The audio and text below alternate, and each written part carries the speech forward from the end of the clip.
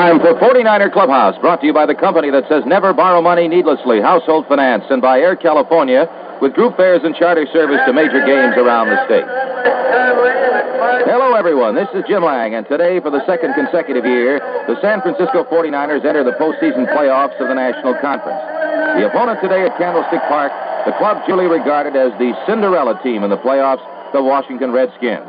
This club, put together by former Rams head man George Allen, with shrewd trades that brought no less than 9 members of the Rams to Washington, started the season by winning its first 5 games. And the story was all the more amazing because the Redskins lost their starting quarterback, Sonny Jurgensen, on the eve of the season opener.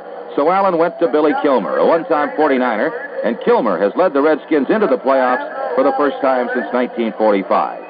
To say that the nation's capital went bananas over the club is putting it mildly. In fact, President Nixon even took time to pay tribute to members of the team during a visit to the White House. The Redskins swept into the playoffs as the wild card team. They were the club with the best second-place record. They won 9, lost 4, and tied 1. The game that assured them the playoff spot was a 38-24 victory over Allen's former Ram team 2 weeks ago. The 49ers had a 9-5 mark this year, 1 victory less than last season. But the club won its final 2 games under the pressure of elimination. And during those games, the offense, which was much behind in the middle of the season, came to life and scored 24 and 31 points against Atlanta and Detroit in the thriller last week. George Allen has been a long-time nemesis for the 49ers. His Ram teams held 6-3 edge over San Francisco, and even though today's contest is a road game for the Redskins, it really shouldn't faze Allen at all. His 6-year record as a head coach shows 31 road victories and only 9 losses along with 2 ties. The Redskins were 5-2 in road games this season. The 49ers also had an identical 5-2 record on the road, losing only in Atlanta and Los Angeles. But at Candlestick Park, San Francisco has won only 4 of 7. The encouraging thing is that 2 of the 4 wins were in the last 2 regular games, as we mentioned before. A few other things about the Redskins clubs. Its premier runner is Larry Brown, who finished 4th in the conference rushing with 948 yards, despite a leg injury in the middle of the season. Charlie Haraway, the former San Jose Stater, wound up with 635 yards. Roy Jefferson caught 47 passes. That tied him for 3rd in the conference. And place kicker Kurt Knight was the conference scoring champ with a club record of 114 points. Kilmer himself completed 166 of his 306 pass attempts for over 2,200 yards, and he also had 13 TD passes. And along with Jefferson as a deep threat, Kilmer can also go to Clifton McNeil, another ex-49er. We'll hear from Washington coach George Allen when we return to our 49er clubhouse in just 1 minute. Never borrow money needlessly, but when you need to borrow, trust HFC. It's perfectly all right to buy on time. The trouble comes when you can't pay on time. And that trouble can come to any of us at one time or another. When it does, a bill pay loan from Household Finance may clear up everything at once. Then there's just 1 payment a month to HFC, small enough so it can be paid on time. Need bill paying help now? Apply at Household Finance. Never borrow money needlessly, but when you need to borrow, trust HFC. That's Household Finance. Remember, there are 46 HFC offices in the Bay Area. Consult your telephone directory for the one that's nearest you. Last week, George Allen said he'd rather play the 49ers than the Rams in the playoffs, and he explains the reasoning behind that theory. The only reason was that we thought it would be very difficult to play the Rams twice within 3 weeks. I think the 49ers are a better football team than the Rams, in spite of the fact that the Rams beat them 3 times this year. And also, I think the 49ers are probably playing their best football of the year right now in the last 2 weeks when they had a win. And why does Allen feel the 49ers are a better ball club? Well, there's a lot of factors. The Rams got some big breaks. Gene Washington caught a pass down around the 2-3 yard line. It was called back and holding. 49ers fumbled on their own 1 or 2 yard line, and I think the last game the 49ers made around 22 first downs. The Rams made something like 7 or 8. I think that these are factors that the score doesn't always indicate. Maybe it's just an unusual show of humility for Allen, but he figures the 49ers should have the edge over Washington. I think that the 49ers are a stronger team than we are. They got fine offense, fine defense, fine kicking game. We've been struggling all year, and I'm very proud of what we've achieved under most extreme circumstances with all the injuries we have had.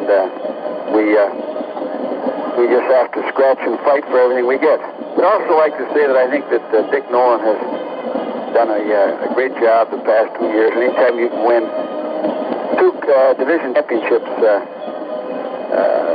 consecutively, I think that's quite an accomplishment. Most of the 49ers' opponents this season all felt San Francisco was stronger than in 1970, and Allen also feels that way, and he talks about the areas where he thinks the 49ers are strong. Well, I think Dick Washington has helped their team tremendously. He's given them good speed at halfback, tries to go outside. He's doing an adequate job of blocking.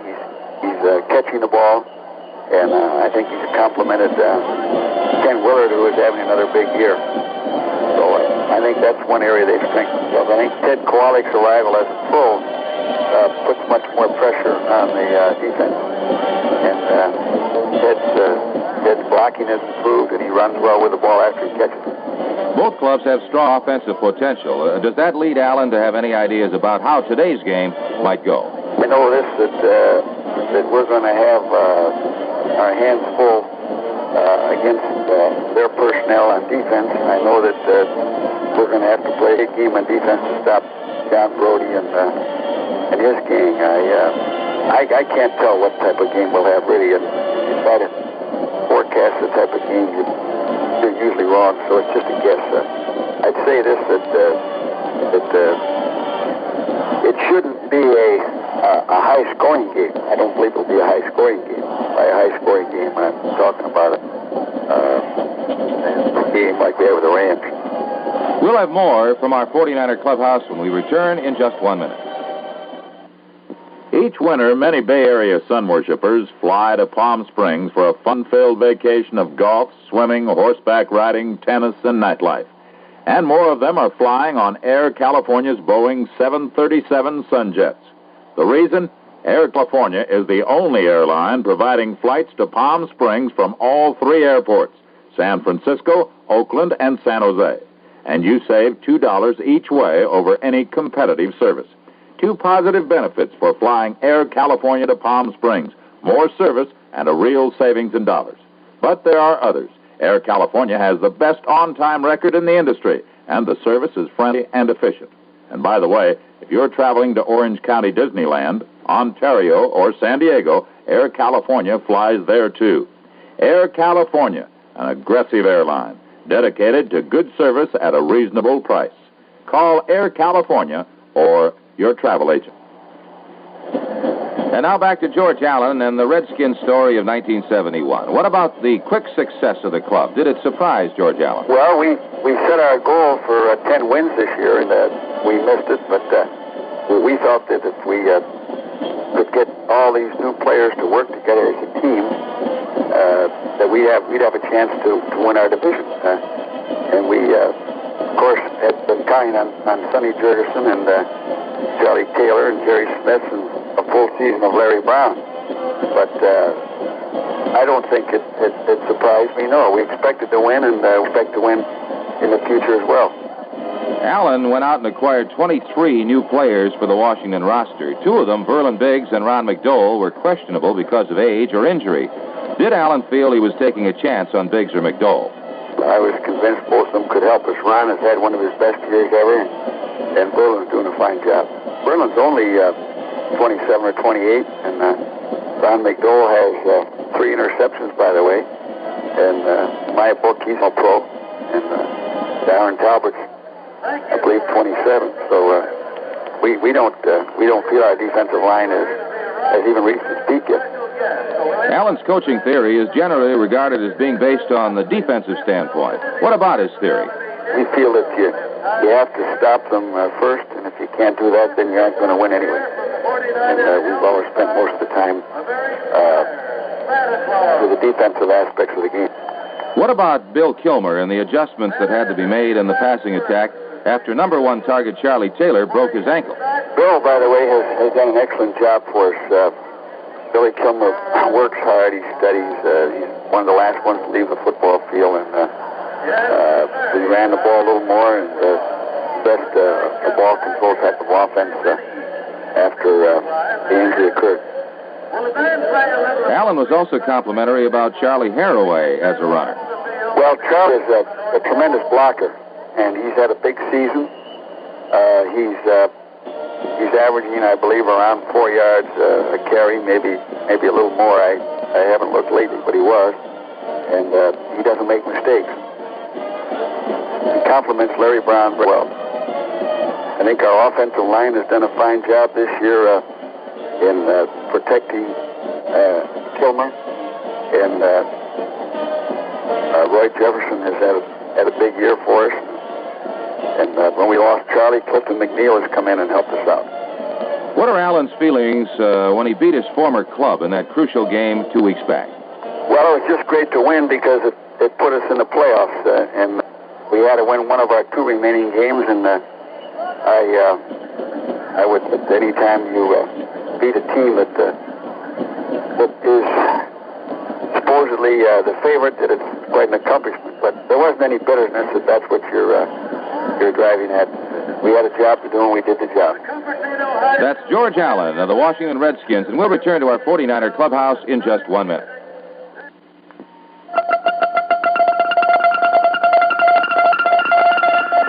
Can a computer provide personalized service? It can if it's part of the Orbit system at Household Finance. Orbit, the largest commercial online computerized communications network in the world. Confusing? Not really. It just means that now HFC offers the fastest, most efficient money service in America. And because Orbit handles all the details of a loan, the people at HFC have more time to give a money problem the personal, understanding attention it deserves. So next time you need money help, apply at HFC, where Orbit works for you. HFC's Orbit. Computer speed and accuracy with a personal touch. Remember, there are 46 HFC offices in the Bay Area. Consult your telephone directory for the one that's nearest you. Well, the last time these two clubs met, it was the opening season game of 1970. San Francisco beat the Bill Austin-led Redskins 26-17. Over the years, the 49ers hold a 4-2 series edge on the Redskins, with one game ending in a tie. Incidentally, we mentioned the last time the Redskins were in the playoffs was 1945. That year, they went to the championship game and beat the Cleveland Rams at that time, 15-14 for the NFL title. It'd be quite a story if either of these teams make it. All our guests interviewed received blue chip stamps. Blue stamps are for all seasons. A baseball is 1 book, a basketball is 2 and 4 6 books, a football is 2 and 2 6 books. Blue chip stamps. You'll find them at all Mayfair markets. This is Jim Lang. Stay tuned now for Pro Football, the playoff round with the 49ers battling the Washington Redskins. And that's our 49er Clubhouse for today. 49er Clubhouse is brought to you by Household Finance, the good place to borrow, and by Air California, servicing San Diego, Palm Springs, and Orange County, the best of Southern California. This is KSFO 560 San Francisco. Action-packed football pictures by prize-winning cameraman Matt Southard, regularly on the sports pages of the San Francisco Examiner. It's the Examiner for exciting coverage of the entire world of sports. A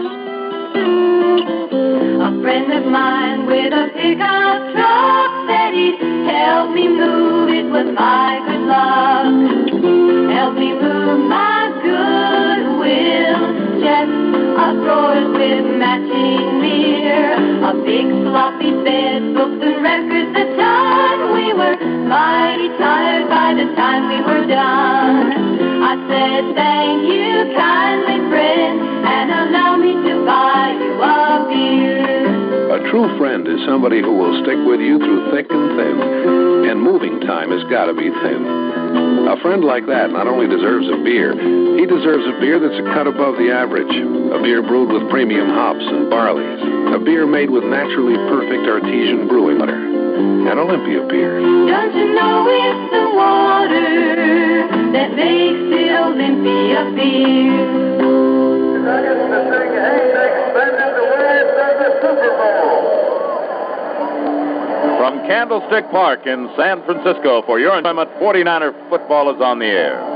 This is Lon Simmons with Hugh McElhenney welcoming you to another 49er broadcast. This one, the National Conference Divisional Playoff game between the San Francisco 49ers and the Washington Redskins. Brought to you by Chevrolet. Chevrolet, a better way to see the USA.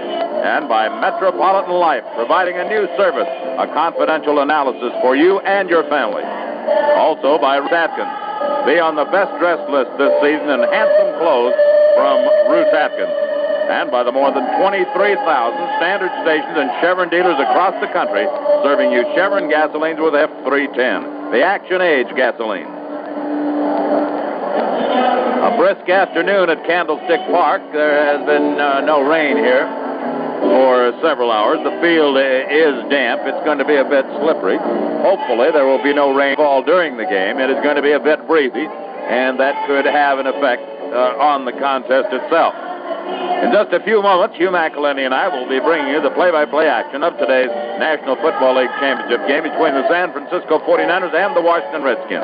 Before we bring you the starting lineups and some of the pregame color, let's take time out for just a moment.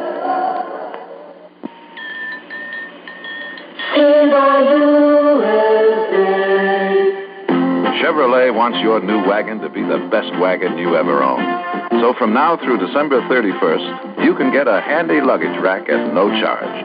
It's yours when you buy or order any of the big, luxurious 1972 Chevrolet wagons or mid-size Chevelle wagons with a radio, soft ray tinted glass, white striped tires, and remote-controlled mirror. Plus a power tailgate on the Chevrolet wagons or a power tailgate window on Chevelle two-seat wagons.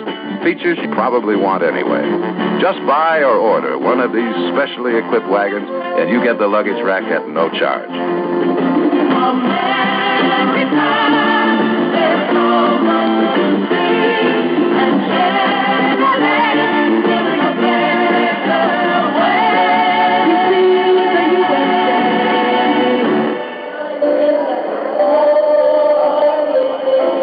This broadcast is authorized under rights granted by the San Francisco 49ers of the National Football League solely for the entertainment of our listeners.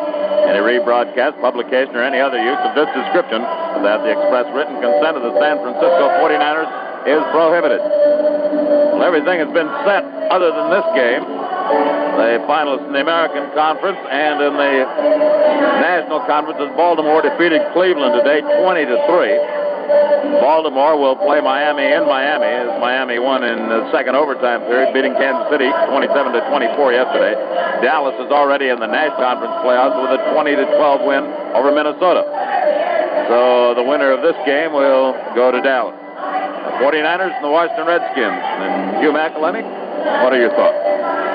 As you said, I think weather is going to be a factor today. It's not supposed to rain this afternoon, but one thing sure, it is a bit chilly, and it's a lot colder down on the field, and the wind is playing games, and I'm sure that during the ball game it will be an important factor in throwing the ball and especially in field goals. And of course, the Washington Redskins has the leader in the National Football Conference in conversions and extra points, field goals. He has a total of 114 points.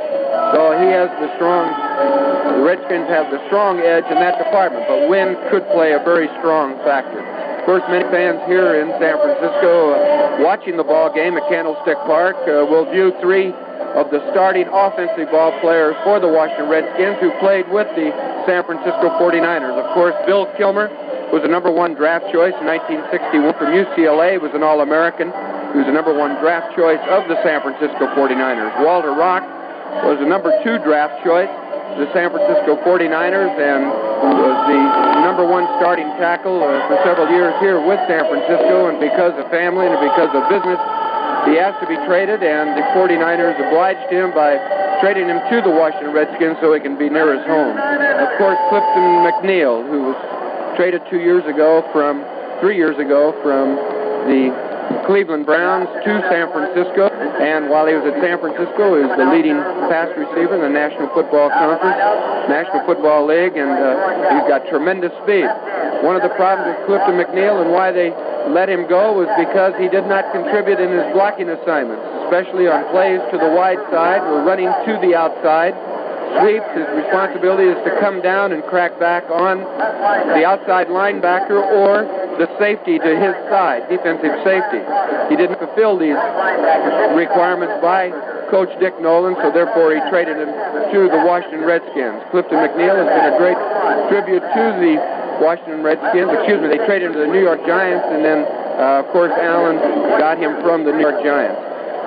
This is the finest season the Washington Redskins have had in 29 years, 9-4-1. In 1945, they won their division and with an 8-2 record, and they went into the title playoff against Cleveland, but only to lose 15-14. Coach Allen is the winningest coach in professional football so far as of right now in his 6 years. 5 with the Los Angeles Rams, and of course 1 with the Washington Redskins. This year, he's been in the playoffs. Defensively, the Skins are 3rd overall in the National Football Conference, 2nd in the rush, and 5th against the pass. The 49ers are 4th overall in the National Football Conference, 5th against the rush, and 3rd against the pass. So it's going to be an interesting defensive ball game, and it's up to both the 49ers to really control Bill Kilmer and get the big rush on him. The clock on the scoreboard shows we have the opening kickoff in just a few seconds.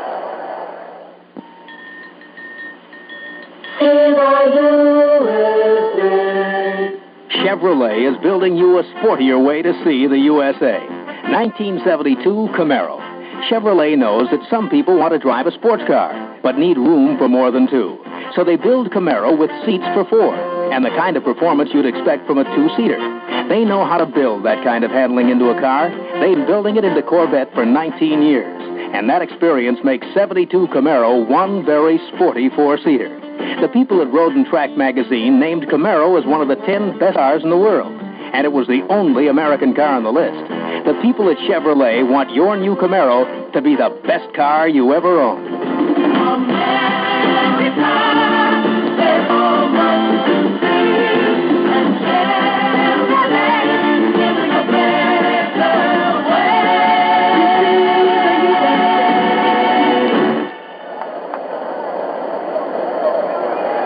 Speaking of defense, as I said, the Redskins are overall 3rd in the National Football League, National Football Conference.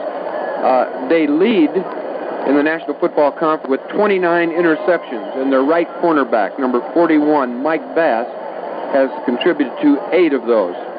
Offensively, the 49ers finished 2nd in the National Football League Conference, 5th in rushing, 3rd in passing, where the Redskins finished 6th overall, and also 6th in rushing and 6th in passing. So it should be a good football game.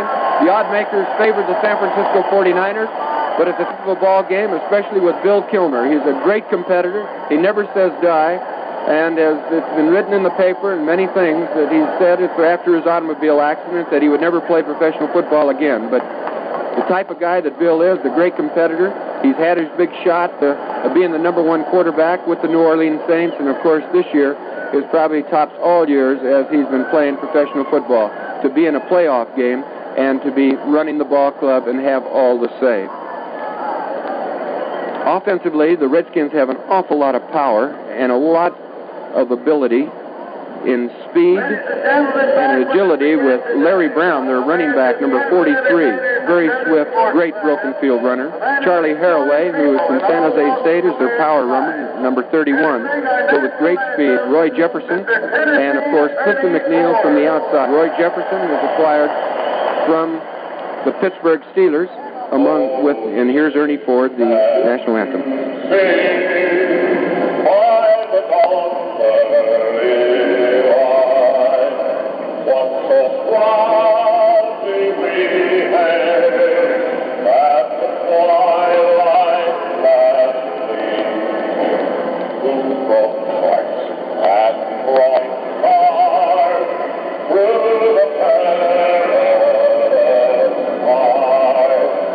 Oh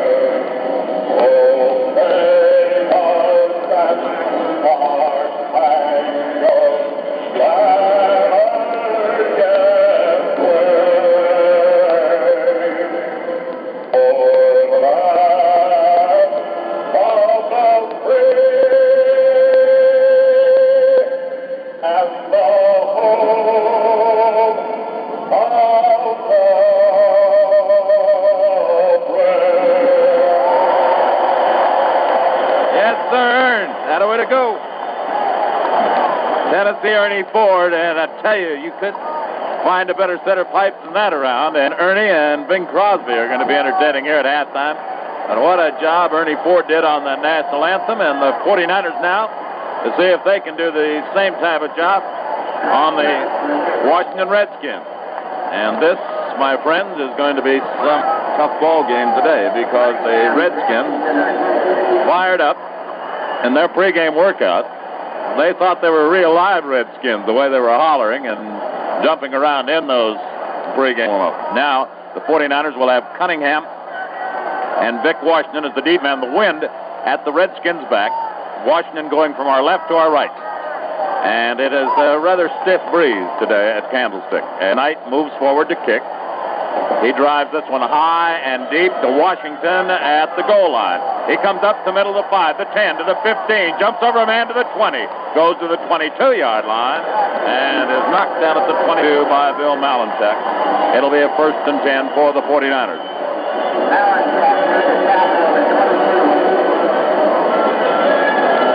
Now the Redskins on defense will have a defensive line of Dole at one end, Merlin Biggs at the other. Sistrunk and Talbot are the tackles. Patios and Handberger are the linebackers. The 49ers with Witcher in motion coming to the near side. The first time we've seen that. Pitch out to Ken Willard. Goes to the 25, to the 27. Is hit by, as he gets to the 27-yard line, by Richie Pettibone coming up from his safety position. It's a gain of about 4.5 yards. Pettibone and Owens, Brig Owens, are the safeties. Fisher and Ass are the cornermen for the Washington Redskins. Play just underway. 49ers second down and a little over 5 to go from their 27. Gene Washington split left. Witcher flanked the right. Witcher in motion again. The 49ers using this motion for the first time we've seen him use it. Brody straight up the middle to Willard, knocked off his feet. A good play as he was hit hard by Sistrunk and stopped for a loss of a yard. Manuel Sistrunk, the left tackle, hit Willard head on.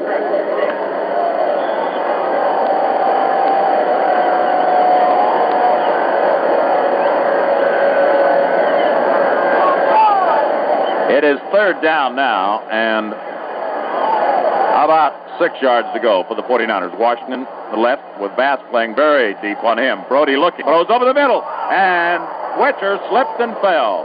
And Pat Fisher made a dive over the top of him to bat the ball down. But Witcher, as he tried to make his cut, slipped and fell at the 40-yard line. And the 49ers are going to have to punt. This is the situation where 49ers needed to pick up a first down or two to get some good field position because they're going to be kicking into the wind. It's Speedy Duncan and Ted Vactor are the deep men waiting for the kick from Steve Spurrier. Spurrier doing the kicking as Dick Nolan apparently wants the experience in there in this championship playoff game. Good pass from center. Spurrier gets the kick away. It's a low kick.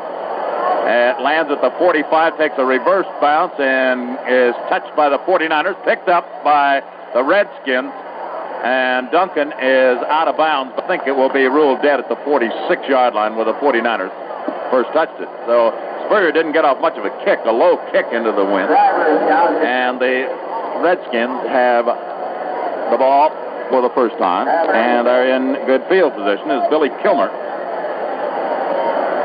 will be directing the attack with Haraway and Brown as his running backs. Jefferson goes wide to the left. McNeil out to the near side. I formation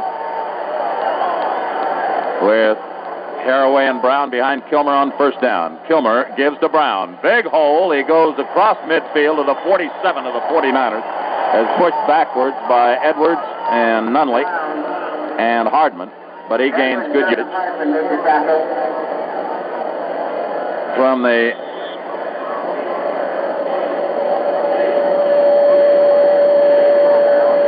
it started at the 49-yard line. The ball had been spotted at the 46, but it started at the 49, their own 49, and moved to the 47 of the 49ers, where it is a gain of 4 yards. Jefferson wide to the near side, McNeil to the far side. Long count by Kilmer. give to Brown. Cuts back into the 45, dives to the 43 of the 49ers. It will be third down and about 2. Larry Brown, who gained almost 1,000 yards this season, over 900 yards. Dowler comes in now, replacing McNeil on a 3rd and 2 situation for the Redskins from the 49ers 43. Now, Kilmer isn't adverse to putting the ball in the air in a situation like this. 3rd and 2, Jefferson wide to the left. Dowler and Smith are the tight ends. Haraway and Brown behind Kilmer. Kilmer may be changing the call to line of scrimmage as he takes a long time.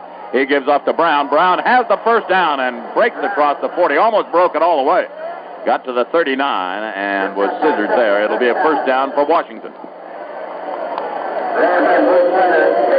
Put it just inside the 49ers 39 as the Redskins on the ground have moved to put it at the 38. And it's a first and 10 for the Redskins. McNeil back in there now, and he splits left with Bruce Taylor covering him. Jefferson wide to the near side with Jim Johnson covering him. Phillips is one of the safeties. Along with Rosenthal, fumble, and let's see who got it. The 49ers have it, I believe. No, do they? The 49ers have it, and it is Earl Edwards who got it at the 35-yard line. So the 49ers get the first turnover, a fumble recovery at their own 35. Brown fumbling at the 35-yard line.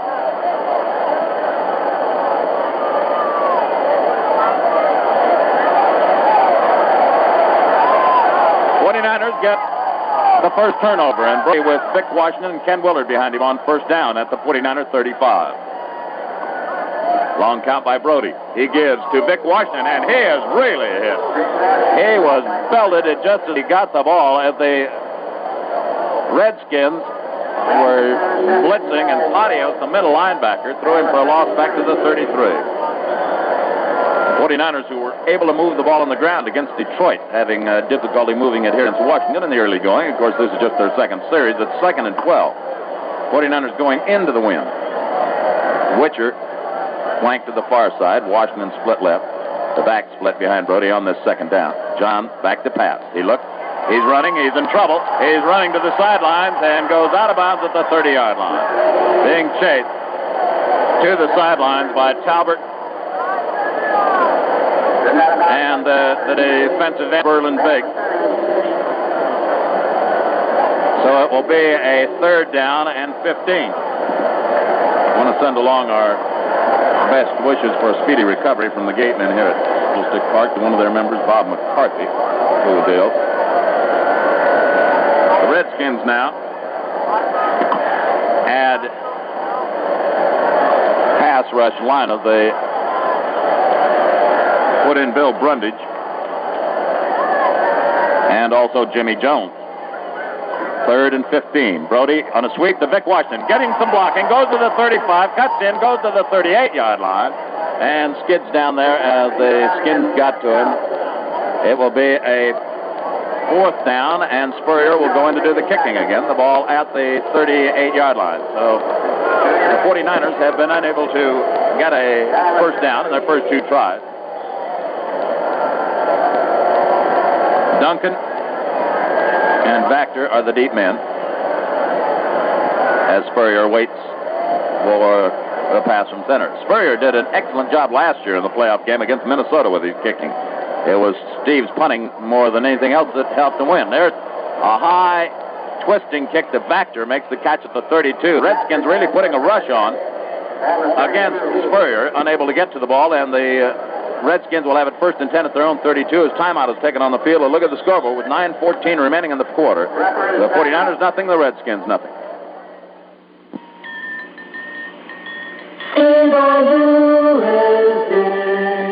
Tired of squeezing the family, the luggage, and yourself into the old car every trip?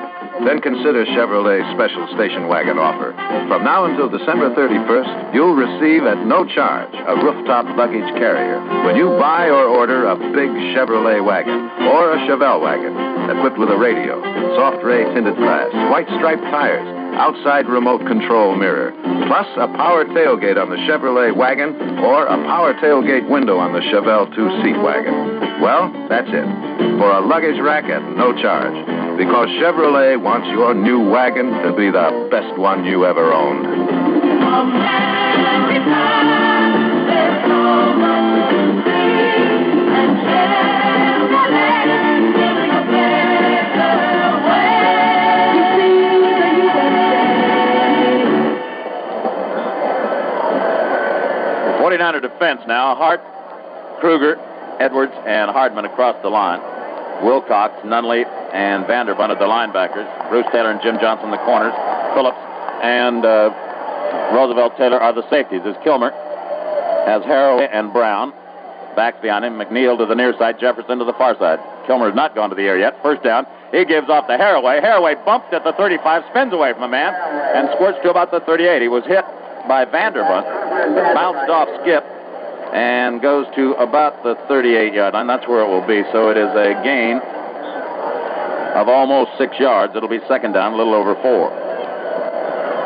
Redskins have the yardage here. The 49ers have not picked up a first down. Redskin fumble stopped their first drive. Jefferson to the near side, McNeil to the far side. Quick give to Brown is upended at the 40.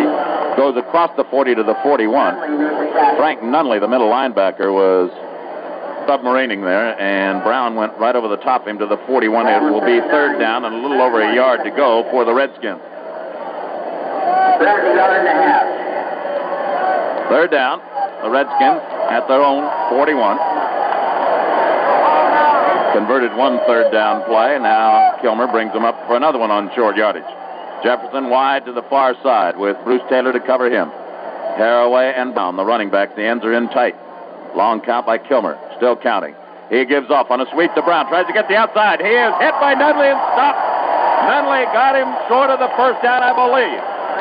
Nunley hit him from the side, and I don't think he made the first down. It's at the 42. It is short of the first down.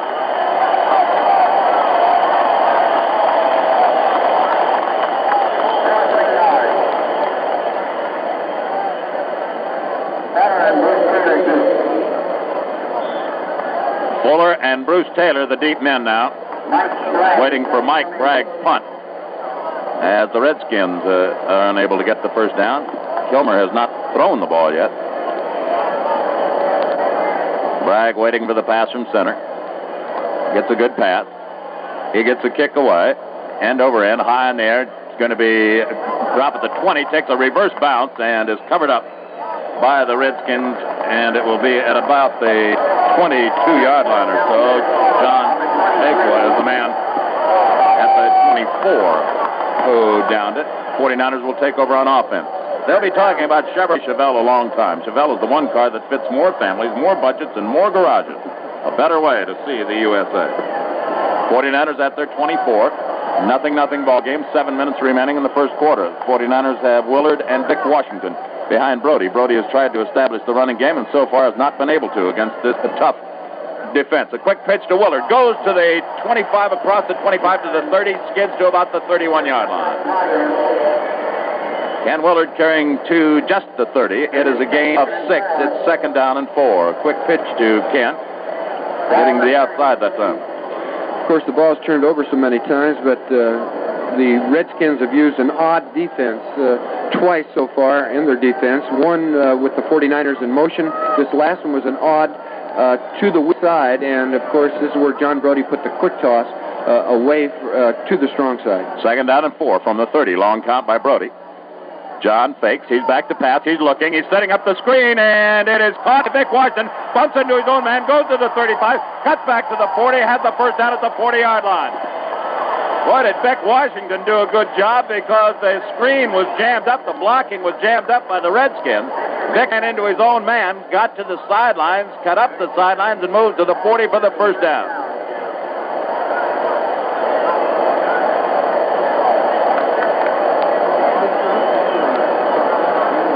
First and 10 at the 49ers 40. They get their first down on the screen pass to Vic Washington. Gene Washington split to the right. with Pat Fisher covering him, and Fisher's really giving him lots of room. Quick give to Vic Washington, and no place to go. He is smothered by Pontios, the middle linebacker, and Talbert, the right tackle, and also Verlin Biggs. And they throw him for a loss to the 38. It is 2nd and 12. 49ers at their own 38, first quarter, 5 minutes remaining to play in the first period. And so far, neither team has been able to establish a superiority here, as it's a 0-0 ball game. Witcher, wide to the far side. The 49ers go from our right to our left. Gene Washington comes to the left. Vic Washington and Ken Willard behind Brody on this 2nd down and 12 situation. Long yardage. Brody is back to pass. Straight back he goes. He has time. Throws long for Witcher, and Witcher was just breaking free when he and Fisher collided. Brody was throwing long to Witcher, but the pass was way too long as Witcher was held up by Fisher. So it will be a 3rd down. And I don't mean held up illegally. They just got tangled up, and Witcher couldn't get free. Now the Redskins put in their defenders on the pass rush again. Jimmy Jones, Bill Brundage come in. And they put in Speedy Duncan as an extra back. 3rd and 12. Brody was going for 6 that time. Gene Washington to the near side, double coverage on him. Witcher to the far side, double coverage on him. Back to pass is Brody. He looks, he throws over the middle, he completes it to Kwalik. Kwalik is knocked down. A good tackle by the safety, Brig Owens, at the 39. So it will be 4th down, and the 49ers have to give up the ball. Duncan and Baxter are back as the safety men again, as Spurrier will do the kicking.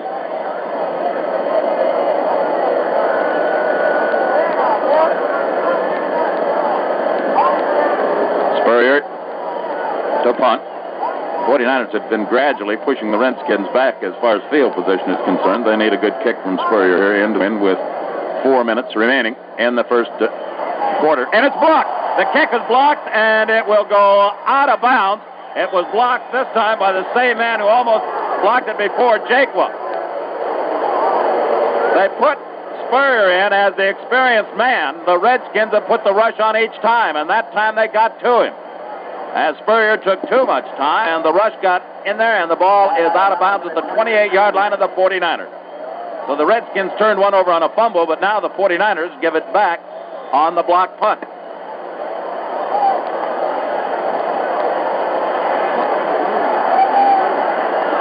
First and 10 from the 28 of the 49ers. Kilmer has not thrown the ball yet. He's going to now. He's back to pass. He has time. He throws, and it is incomplete. Double coverage, and pass interference call is going to be made, I guess, on the 49ers against Clifton McNeil at the 15. There were 2 of the 49ers there, double coverage on McNeil. The pass was nowhere near, and now it will be a 1st and 10 at the 16-yard line of the 49ers.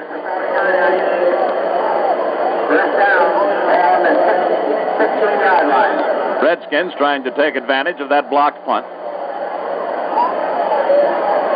Jefferson goes wide to the left. McNeil comes out to the near side. I formation. Brown Haraway behind Kilmer from the 49ers 16-yard line. Kilmer going from a long count most of the time. He gives off to Brown. Hit behind the line by Tommy Hart. And he is stopped back at the 18-yard line. So it's about a 2-yard loss. Put it to 17, make it a 1-yard loss. It is 2nd down and 11. Tommy Hart across the line in a hurry that time to make the tackle. At the 17 of the 49ers, it is 2nd and 11 for the Redskins.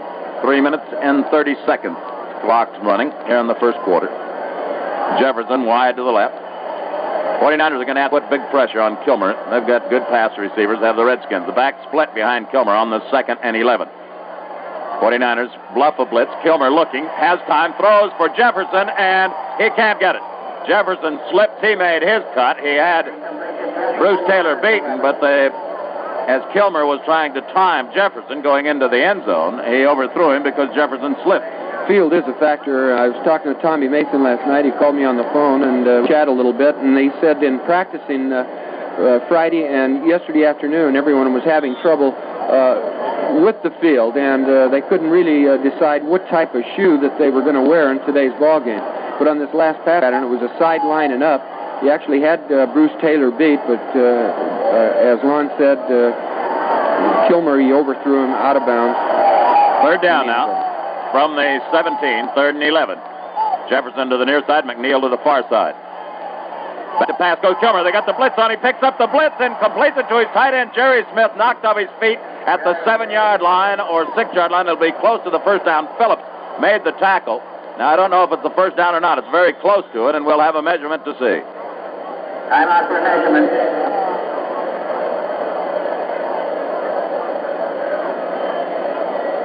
49ers had a blitz with Skip Vanderbunt coming all the way over the middle to put the rush on. It is short, I believe. They're getting down and inspecting it. Short by a matter of inches. And let's see, the Redskins will go for it. It is 4th down in just a matter of a couple of inches. Snecky goes into the 49er defense. He will replace Roosevelt Taylor. 49ers won the Detroit game by stopping the Lions on a 4th down play with very little more than that. Now Haraway and Brown are the running backs. The ends are in tight as Dowler's come in there to act as an extra blocker. Kilmer to Haraway, has the first down as he leans into the 5-yard line. So Haraway gets the first down to the 5, and it'll be 1st and goal for the Redskins. Snydecki comes out. Roosevelt Taylor goes back into the 49er defense. The Redskins threatening to take the lead. The 49ers figuring that if they can stay close to the Redskins during the first 3 quarters, that the veteran Redskins might be a tired boss in the 4th quarter. They have not been as effective in the final period. Kilmer faking, back to pass, looking for Dowler, throws, completes it to Jerry Smith for the touchdown. Jerry Smith all by himself for the touchdown. Nobody anywhere near him. The tight end make the catch for the score.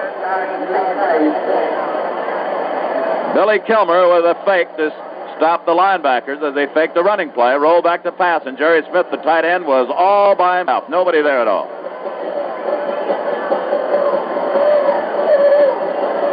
Knight will try for the extra point now as the Redskins take the lead. And Knight will try to make it a 7-0 advantage here in the period. Placed down. It's kicked, and it's good. Look at the scoreboard with 2:02 remaining in the first quarter. The Redskins 7, the 49ers nothing.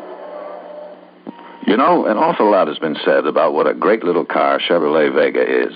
How it can climb mountains, how nicely it handles on the highway, how comfortable it is to ride in. So much so that we sometimes tend to overlook the one thing Vega started out to be, a little economy car. Now, to just about everybody who owns one, if there's one thing that Vega is, it's economic. It doesn't cost a lot of money to buy, it doesn't use a lot of gas, and thanks to what our engineers modestly admit is a fantastic job of automotive engineering, a Vega should cost you very little to keep up.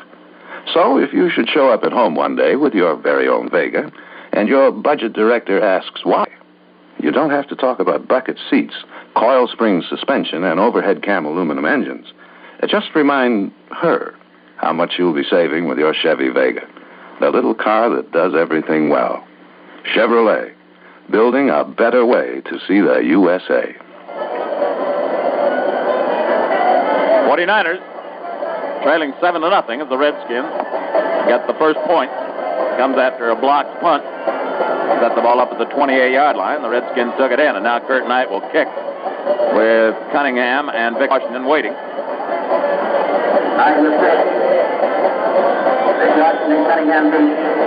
Knight ready, and his kick is high, rather short at the 3-yard line to Vic Washington, up to 5, to the 10, gets some blocking to 15, to the 20, to the 21-yard line. We'll pause for station identification. This is the Golden West Radio Network. If you want to be there, we'll put you there. If you need to know, we'll tell you. This is Jeff Skove. Join Chet Castleman and me every weekday morning on KSFO in San Francisco.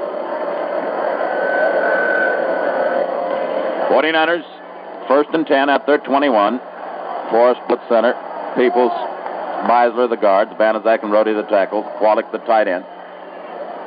Ken Willard and Vic Washington, the running backs behind Brody. Give to Vic Washington. No hole. Gets a yard or so, and that's all. Boy, those Redskins are really plugging up the gap. As Vic Washington got maybe a yard.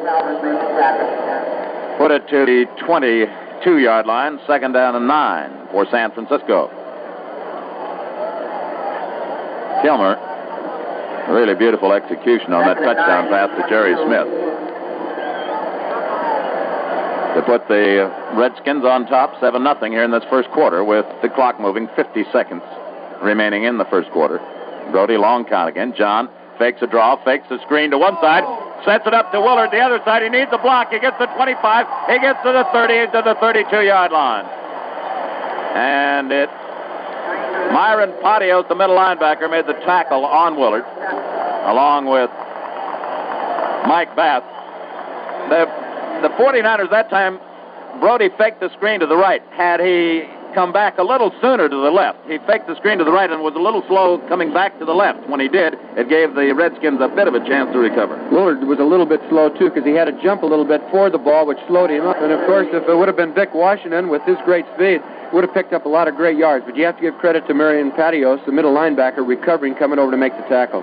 1st and 10, the 49ers at their 32. A pitch out to Willard. Gets inside a block, goes to the 45. Tackled by Pettibone and Fish at the 35-yard line as the gun sounds ending the first quarter. Look at the scoreboard. Shows the Redskins 7, the 49ers nothing. Right now, you probably have enough life insurance coverage to keep your family secure. Fine. But many factors like inflation can change your insurance requirements. Metropolitan Life has a unique life insurance service, a simple way to decide whether you need additional insurance. They make a confidential analysis of all your current assets. They explain your Social Security benefits and coordinate your present insurance with Social Security so that you will receive the maximum benefit from each. Then they graphically summarize the best possible disposition of all your assets to provide total security for your family now and in the future. That makes sense, doesn't it?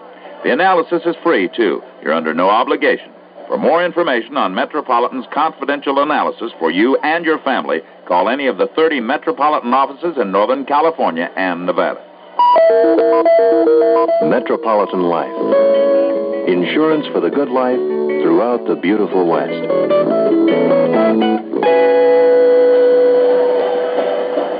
49ers at their 35 with a 2nd down and 7. Redskins scored, moving 28 yards after a blocked punt. 49ers now trying to move from their 21 to even things up. The winner of this one goes to Dallas next Sunday to play the Cowboys. Time is still out, Hugh. That last play, the touchdown play that Billy Kilmer hit Jerry Smith on was probably the finest executed play we've seen in this football season. It was a run fake with Kilmer rolling out to his right side, and there was Jerry Smith, the tight end. He delayed in the line and then just came back across to the weak side, and Kilmer just laid the ball to him. It was all alone. Dick Witcher in motion as Vic Washington is slotted inside Gene Washington to the left. Back to pass is Brody. Has time. Throws to the near side to Qualick. Qualick one-on-one with Pettibone. Cuts to the 45 to the 46-yard line. Has the first down. They put 3 receivers to the far side with Witcher in motion. Then Ted Qualick, the tight end, came out by himself to the near side. Pettibone, the safety, waiting for him there, but had to play him loose to get some help. And Qualick got the first down at the 47. The 49ers coming up with a couple of different wrinkles here. And the 47. Witcher is split to the near side. Gene Washington slotted inside him. The 49ers go from our left to our right in the second quarter. Brody with a 1st and 10. John gives to Vic Washington on a sweep. No chance there. He's going to be thrown for a big loss. Handberger, the linebacker, doing a good job coming across, forcing back all the way back to about the 41 or 2-yard line. Pettibone and Brig Owens came up to help out from their safety position, but it was Handberger, the linebacker, who really stopped that one. John went on a quick count on that last play, and you could almost tell that play would not work. They were in an odd defense with the strength to the weak side, which was to Ted Qualick. For Washington and Witcher were split out to the right side. You could almost tell that play was not going to work. 2nd down and 15. Brody back to pass. Throws over the middle. He completes it to Qualick. Qualick is at the 44-yard line of the Redskins, short of the first down by about a yard. Pettibone made the tackle. Brody really drilled that one in there. And I just felt a drop of rain in our little booth here, Hugh. If it rains, we're going to have a problem. Witcher comes out. Windsor goes in. Pair of tight end, third down and about a yard. You might have a problem, Lon. You got that Ruse Atkins beautiful knit suit on, for crying out loud. I'm not going to have a problem. Third down and a yard. Besides that, I have my Chevrolet parked outside full of Standard Oil gasoline. And I've insured it with Metropolitan. Third down and a yard. Ends in tight. Gene Washington flanked to the near side. Cunningham, Vic Washington and Willard. Vic Washington goes to the 40, gets the block to 35 to 30, the 25 to 20 is out of bounds at the 18, 17-yard line. Vic Washington got to the outside on the near side and runs it to the 17 inside the 18-yard line of the Redskins.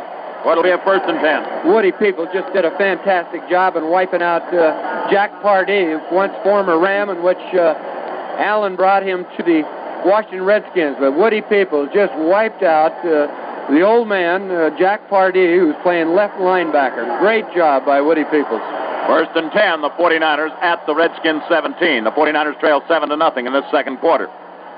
The Redskins jumping around the fence, and Brody looks as if he might be changing the call with Witcher flanked to the near side. To give to Vic Washington up the middle, he goes, bounces across the block by Banaszak and moves to about the 13-yard line.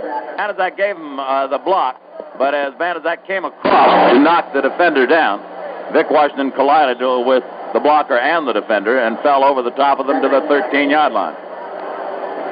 So it will be a gain of about 4 yards, 2nd down and 6. Gene Washington goes left with Mike Bass to cover him. Witcher flanked to the near side. Willard and Vic Washington, the backs behind Brody, on this 2nd down and 6. John gives to Willard, and he's caught behind the line by Sistunk. Nobody even laid a glove on Sistunk to tackle, and he got Willard on that draw and threw him for a loss back to about the 16, maybe back to 17. It's going to be 3rd down and 9 at the 16. 3rd and 9. 3rd down now. Speedy Duncan comes in as an extra deep defender, and Bill Brundage comes into the line to help on the pass rush as Sistunk, tackle, goes out, and Patios, the middle linebacker, goes out. It is 3rd and 9. The 49ers at the Redskins 16. Witcher flanked to the near side. Gene Washington split left. Brody straight back to pass. He has time. He throws. And throws it way over the end zone as there was double coverage on the receivers in the end zone. I think Brody just threw that one out of the end zone because he could find nobody open to throw to. So it will be 4th down, and Gossett will come in to try for a field goal.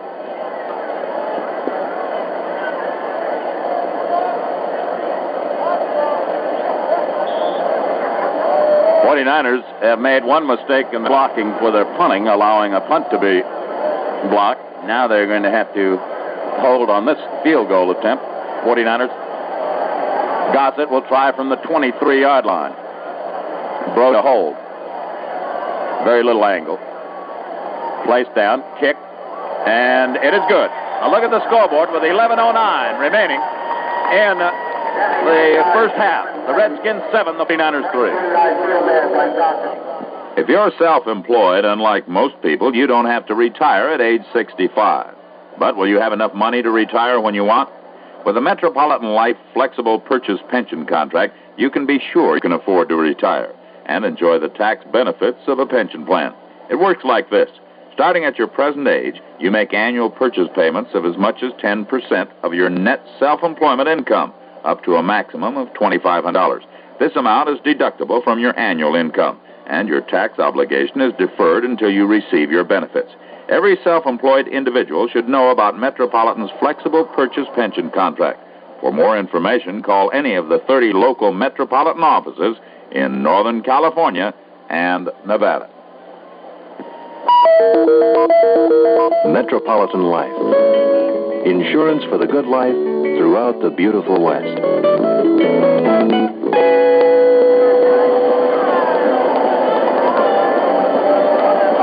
49ers have tried a couple of new things on the kickoff. Gossett is going to set it up, the hash mark on the near side to kick. As the Redskins will have Jake Duncan and Bass as 3 deep receivers. Redskins lead lead 7-3, first quarter. Or first half, rather. We're in the second quarter. Gossett's kick is high, coming towards Duncan. He makes the catch at the 3, up to the 5, to the 10, to the near side, the 15, the 20, the 25, the 30. They caught from behind by Snydecki and goes out of bounds at the 40-yard line. Well, they gave him a lot of room that time to get to the 40-yard line, and the Redskins, operating against the wind, have good field position. First and 10 at their own 40.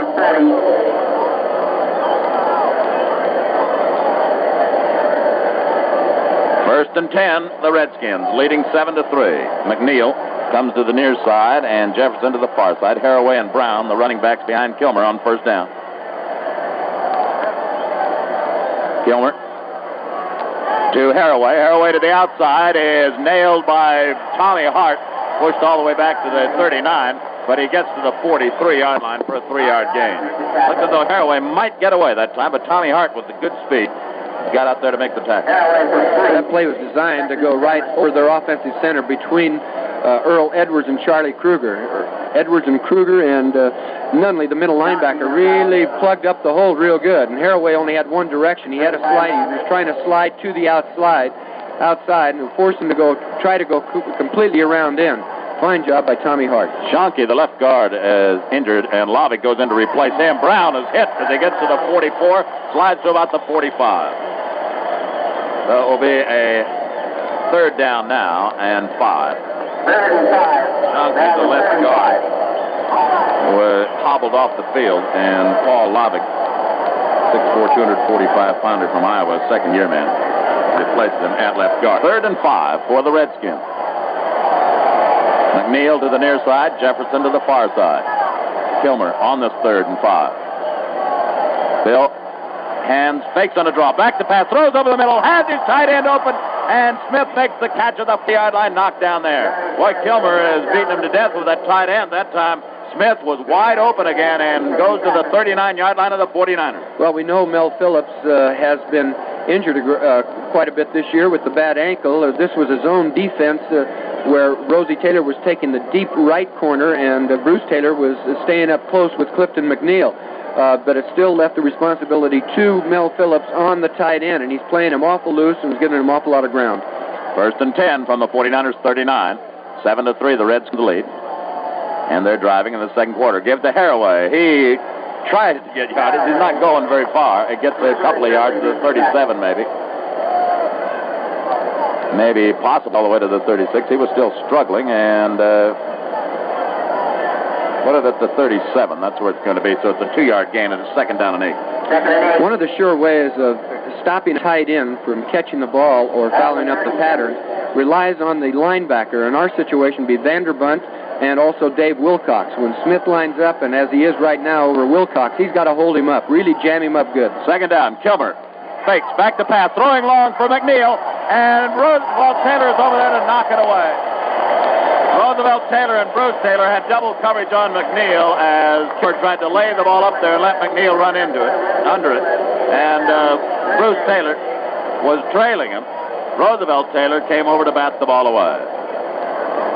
In fact, McNeil probably did a pretty good job himself to keep Roosevelt Taylor from intercepting that ball. It is third down and 8. The ball at the 32 of the 49ers. McNeil goes wide to the far side. Jefferson comes out to the near side. Kilmer has gone to his tight end in the crucial spots for first down and also for the touchdown. Blitz on by the 49ers. Now they fake a draw to Haraway. Comes the outside. He is hit by Phillips and knocked down at the 33-yard line. Mel Phillips did a good job hitting Haraway, knocking him off his feet. It will be fourth down at the 33. And Knight will come in to try for a field goal. This one will be from 40 yards. And it should be against the wind, although it's difficult to tell here how the wind is blowing. It seems as though it should be against the wind this way, but that's the way the flags look down there. But we'll see. The ball will be placed at the 40-yard line. Placed down, it's kicked, and it is long enough. It's good. Knight kicks a 40-yarder, and a look at the scoreboard with 7:33 remaining in the first half. The Redskins 10, the 49ers 3.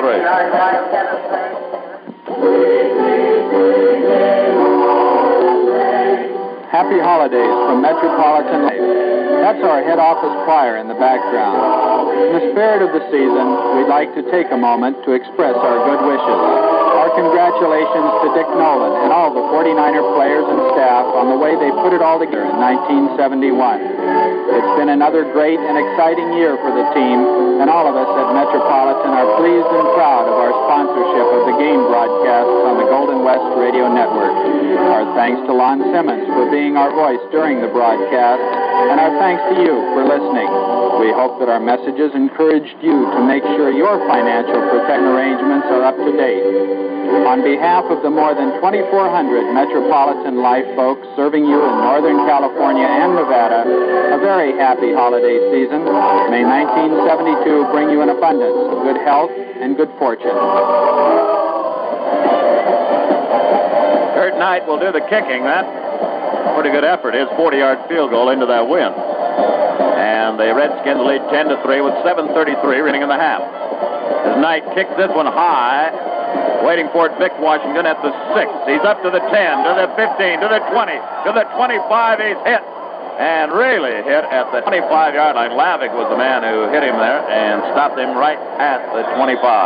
And there's the Washington Redskins shaken up. And there'll be timeout on the field. We'll look at the scoreboard with 7:23 remaining in the first half. The Redskins 10, the 49ers 3. Are you a member of a partnership? What will happen to you if your partner dies? Will he take the business with him? Of course, he won't mean to, but partnerships are fragile things. Loss of a principal might mean the loss of your competitive advantage, or the end of a line of credit, or possibly the forced sale of your business. Metropolitan Life can help protect you from all that. Metropolitan Life offers almost every kind of coverage partnerships need, including key man coverage and funding for buy and sell agreements. Find out how you can protect your business. Ask your local Metropolitan Life representative for information. Call any of the 30 local offices of Metropolitan Life in Northern California and Nevada. Metropolitan Life. Insurance for the good life throughout the beautiful West.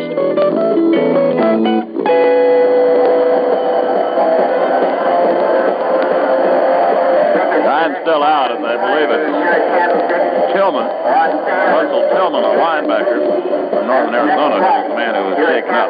He was one of those, along with Lavick, involved in the collision with Vic Washington at the 25-yard line. Time is still out, Hugh. On the kickoff, it appears that the 49ers front four, when they line up, they have two deep receivers on a kickoff with four big men lined up about on the 15-yard line. As the ball is kicked, they're supposed to run back, watch the ball until the receiver catches the ball. And then they're supposed to move out. But it appears so far in this ball game, the two kickoffs, is that they're not in the three kickoffs, but they're slow. In other words, Vic Washington doesn't have enough opportunity to be able to see his ground or see the Redskins where the position for him to make his break. He's getting too close to the front four. The front four, as I'm saying, has to move out faster, move out quicker to give the runner some daylight to be able to find direction to run. 1st and 10 as Witcher goes in motion from the right side to the left. Brody back to pass. He looks. He throws over the middle. Vic Washington is open, and Brody overthrew him. Vic Washington had 6 points. He was all by himself, and Brody threw it a little bit too long. Probably the wind had a little something to do with that, too. That was a great call, though. They have what you call, Brody had what you call trips left. He had three receivers on the left side with one receiver on the right side, which was Ted Qualick. He just came out off the line of scrimmage about 4 or 5 yards deep and came to the sideline, leaving the responsibility to cover Vic Washington only one man, and that's the linebacker, which is Pardee, and there's no way he could cover Vic Washington. 2nd down and 10 from the 25. Brody, long count this time. He's straight back to pass. He looks, he throws long for Gene Washington, and no pass interference is called. Gene Washington was grabbed at the 40-yard line, and there's no pass interference called.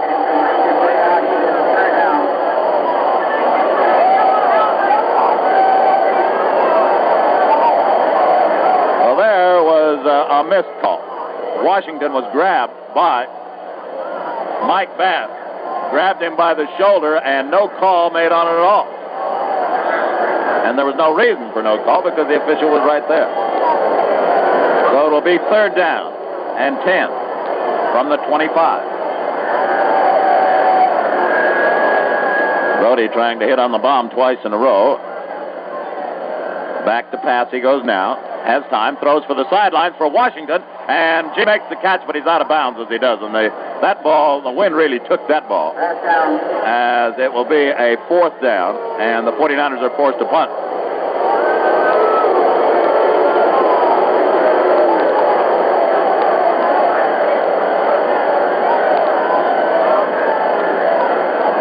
Vactor and Duncan now back as safeties as Steve Spurrier will do the kicking again. The Redskins leading 10-3.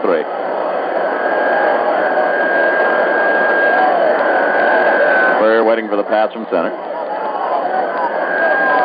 Gets the pass. Gets the kick away. Gets a good kick away. Into the wind. Vactor signals for a fair catch. Makes the catch at the 30-yard line. It will be 1st and 10 for the Redskins. Elmer Collett coming down there did all he possibly could to keep from running into Vactor. He almost ran into him, but managed to get away from him, and the Redskins will put it in play 1st and 10 at their own 30. For the new confidential analysis for you and your family, contact your local metropolitan representative. 1st and 10. The Redskins at their 30, leading 10-3. Haraway and Brown behind Kilmer on this 1st down. Jefferson to the far side, McNeil to the near side. Long count by Kilmer again. He gives to Brown. Brown skitters for a couple of yards to about the 32, maybe the 33-yard line. 49ers converge on him there. Earl Edwards underneath Frank Nunley. It will be at the 33. It's a 3-yard gain. It's 2nd down and 7. Brown lost his shoe on that play and is trying to get it back on. Now it goes back into the huddle. It will be 2nd down and 7 for the Redskins at their 33. 10-3. Washington leads.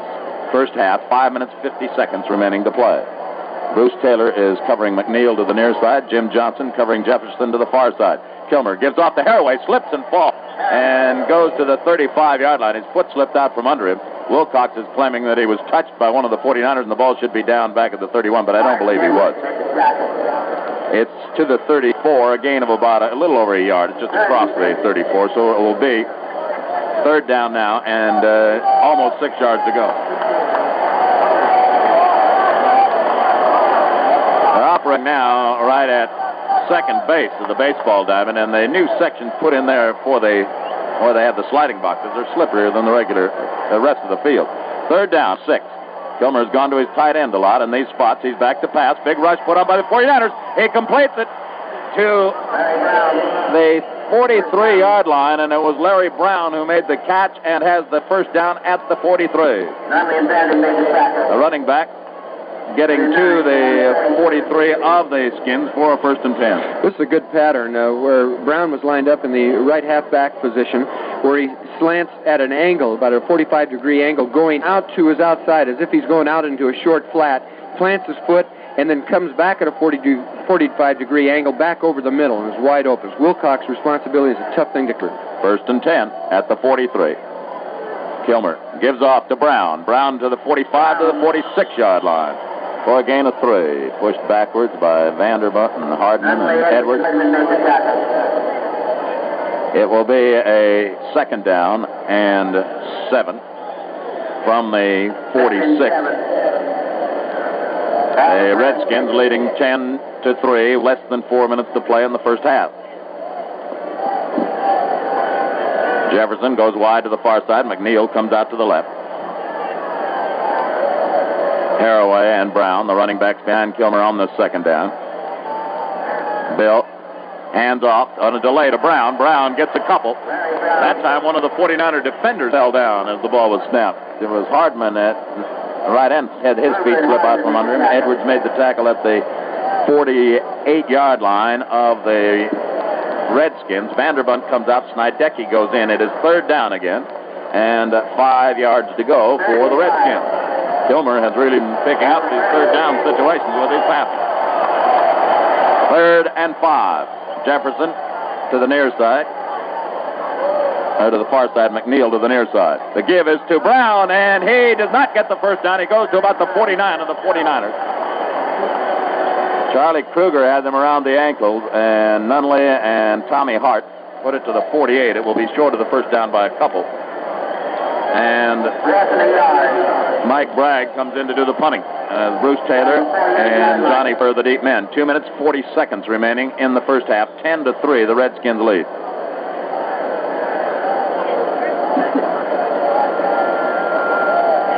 Dick Nolan yelling something to his team on the field as Bragg is waiting for the pass from center. And there's no saying that he might not try to run in this spot. Good pass from center. He's going to kick. He kicked it. Good kick low to Bruce Taylor. Fair catch at the 13-yard line.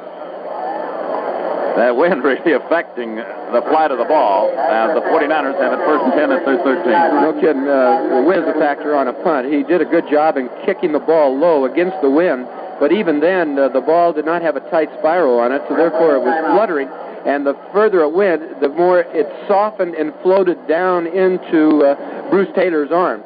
Really a tough problem for the punt return specialist to be able to handle the ball because of the wind. A gust of wind can come up very quickly and change direction of that ball, and there's no way that the receiver can recover to get over to the ball. So it's a tough job for the receivers of punts today. 2-minute warning to the benches as the 49ers came out to the line of scrimmage. They are at their 13, trailing 10-3 in the first half. For insurance protection for your family or your business, contact your local Metropolitan Life representative. We'll pause for station identification. This is the Golden West Radio Network. Sunday Sounds on KSFO is a program that I do. My name is Scott Beach. I'm on from 6 until noon, and there's almost always a game right afterward, right here on KSFO in San Francisco. Time's still out, Hugh. So far in the ball game, the Washington Redskins are showing a great deal of zone defense. The 49ers are showing offensively trips left with three receivers on one side. When the 49ers go into this formation, it does force the Washington Redskins to play the receivers man for man.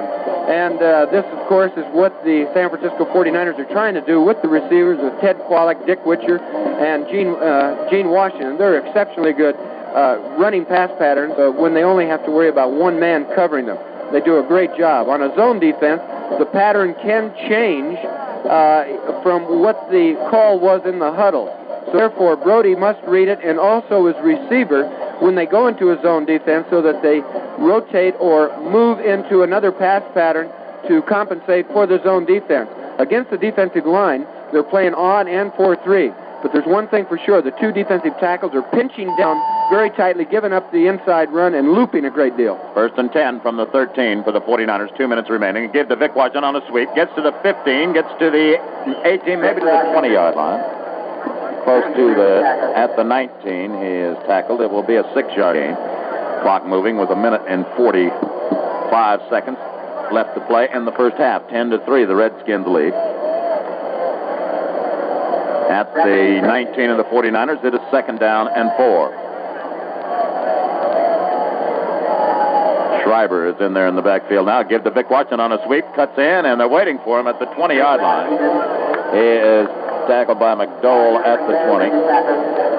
And it will be 3rd down now, and 3 yards to go with 1 minute and 15 seconds remaining in the first half. Clock is running. 10-3, the Redskins lead. The 49ers at their 19. See if the 49ers play this conservatively here. It's at the 20, actually, with 3rd and 3. Witcher, flank to the left. Gene Washington, split to the right. Pat Fisher playing up very close on Gene Washington. Brody gives to Vic Washington on a sweep. He's caught from behind the line by Darren Talbert. Thrown back at the 15-yard line. And the Redskins ask for timeout to stop the clock with 47 seconds remaining in the first half.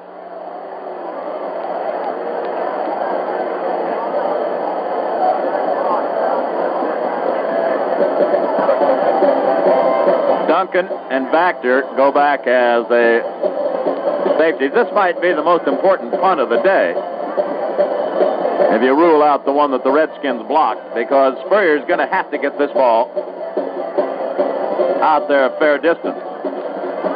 Not the Redskins would be in position to get a field goal before the end of the half. What happened on that last play, it was a sweep to the left, and of course Randy Beisler and Woody Peoples have to pull to lead the runners.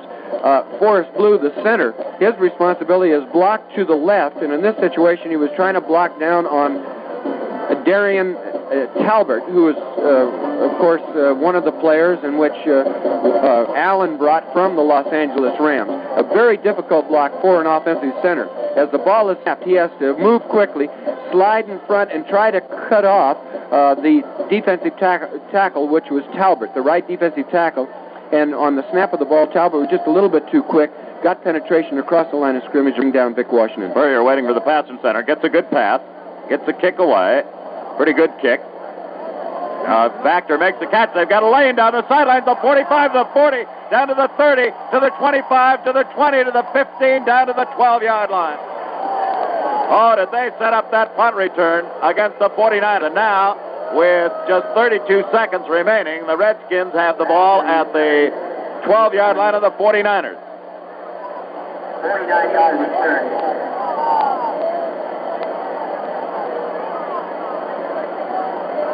The Redskins in position where they can really capitalize here with just 32 seconds remaining. Kilmer looks for the quick pass, throws for the sidelines, completes it to Brown. Brown is, or Haraway it was, rather, not Brown, it was Haraway, and Haraway is knocked down at about the 8-yard line.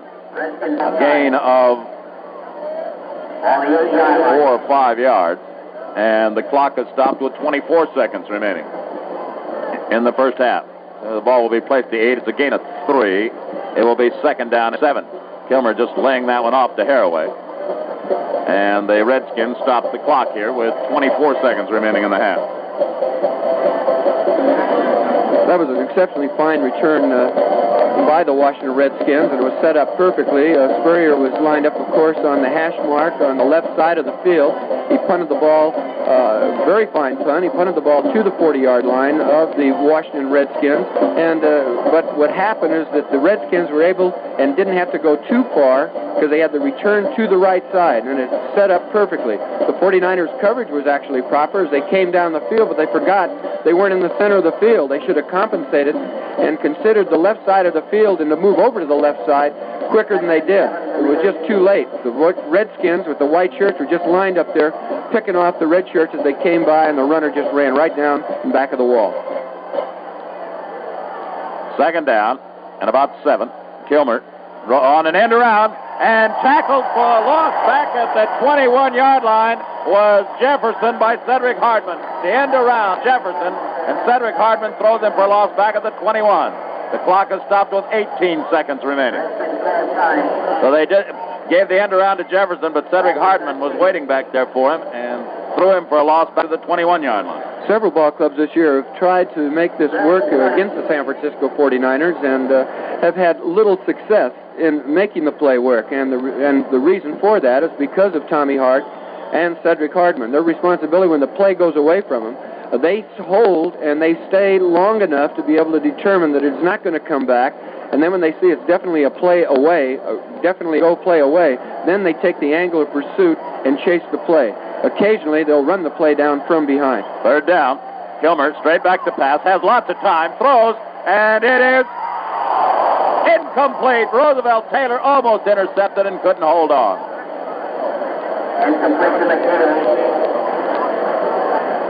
Hardman might have hit Kilmer just as he threw. Roosevelt Taylor made a leap trying to intercept that ball and couldn't hold on to it. So the Redskins, Kurt Knight, will try for his third field goal, or his second field goal, rather.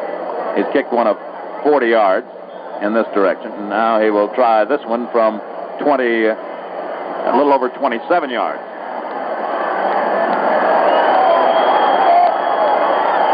Pass from center, a low pass, placed out, it's blocked. 49ers blocked it, it's picked up by Bruce Taylor. Bruce goes to the 27 to the 28-yard line.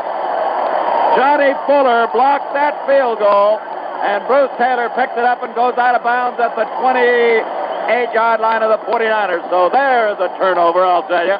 That the Redskins failed to get anything out of that after that punt return and set it up. And Johnny Fuller blocked that one. It goes out of bounds at the 28. There's 6 seconds remaining, and it's raining a bit here. Now at Candlestick Park. Brody has Schreiber and Vic Washington. Gives to Schreiber. Schreiber tries to get to the outside. Is caught by Hamburger and goes to the 31-yard line for a gain of 2 as the clock runs out here in the first half. And a look at the scoreboard shows the Redskins 10, 49ers 3.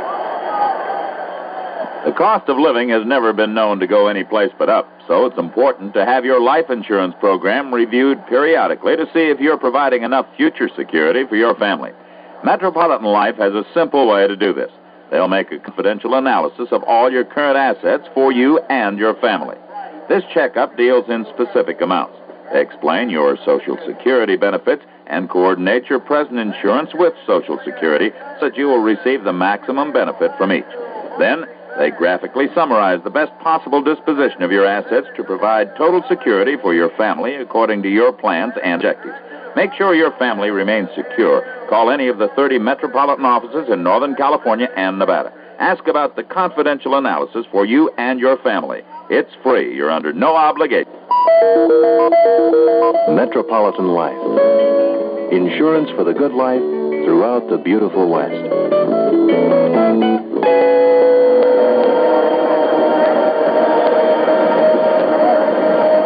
Possibly the biggest play of this game, or maybe the season for the 49ers right there, was that blocked field goal. The fourth time that Johnny Fuller has done it this year, and it prevented the Redskins from picking up any points at all.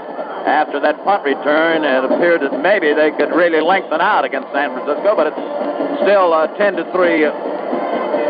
halftime situation here, Right, and I think one of the problems, of course, with both ball clubs is the weather. It's very, very cold. Wind, I'm sure, is playing a factor. Of course, with this boy Knight kicking a 40-yard field goal, you wouldn't think so. But really, the ball will do funny things when it's in the air, and the way the wind is swirling around here. And as I said, it's a bit chill in. Sometimes in a game like this, in a day like this, it's much colder than playing in 20 or 25-degree weather like back in Minnesota as of yesterday. But the scoring started out with the Washington Redskins, where Spurrier came back to punt, but it was blocked by Jekwa, and they recovered on the 28-yard line. There was a pass interference called on the 16-yard line, and then right after that, Jerry Smith on a rollout fake and threw back to the weak side to Jerry Smith for a touchdown, putting the Skins out in front 7-0. 49ers started on a 79-yard march right at the beginning of the second quarter, marched the Skins 17-yard line, where the Skins defense came up real tough. Bruce Gossett had to come in, and he kicked a 23-yard field goal, putting the Skins still out in front in the second quarter, 7-3. The Skins came right back, starting to march some 60 yards, but the 49er defense was real tough. And against the wind, this boy Knight, who was the leading scorer in the National Football Conference with 114 points, kicked a 40-yard field goal, and at halftime, the Skins lead the San Francisco 49ers 10-3. For those of you who've just tuned in, it is halftime here at Candlestick Park in San Francisco, and the scoreboard shows the Washington Redskins 10, the San Francisco 49ers 3. Today's 49er game is being brought to you by Chevrolet, a better way to see the USA, and by Metropolitan Life, providing a new source, the confidential analysis for you and your family. Also by Ruth Atkins, the champion of the clothing league. Shop now at the Ruth Atkins near you, and by more than 23,000 standard stations and Chevron dealers across the country, serving you Chevron gasolines with F310, the action age gasoline. The 49ers are proud to have witnesses. Remind you about the other playoff games. Today, Baltimore beat Cleveland 20-3 to move into the American Conference Championships against Miami. Miami beat Kansas City 27-24 in 2 overtime periods yesterday. And so it will be Baltimore and Miami next Sunday at Miami. Dallas defeated Minnesota yesterday 20-12, and Dallas will host the winner of today's game between the 49ers and the Redskins.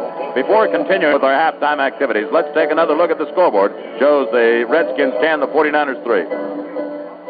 This week, Ruth Atkins begins phase 2 of the fight on inflation. Every suit and sport coat in stock has been reduced, knits included. During the months of November and December, thousands of suits were purchased by savings-conscious, fashion-minded men.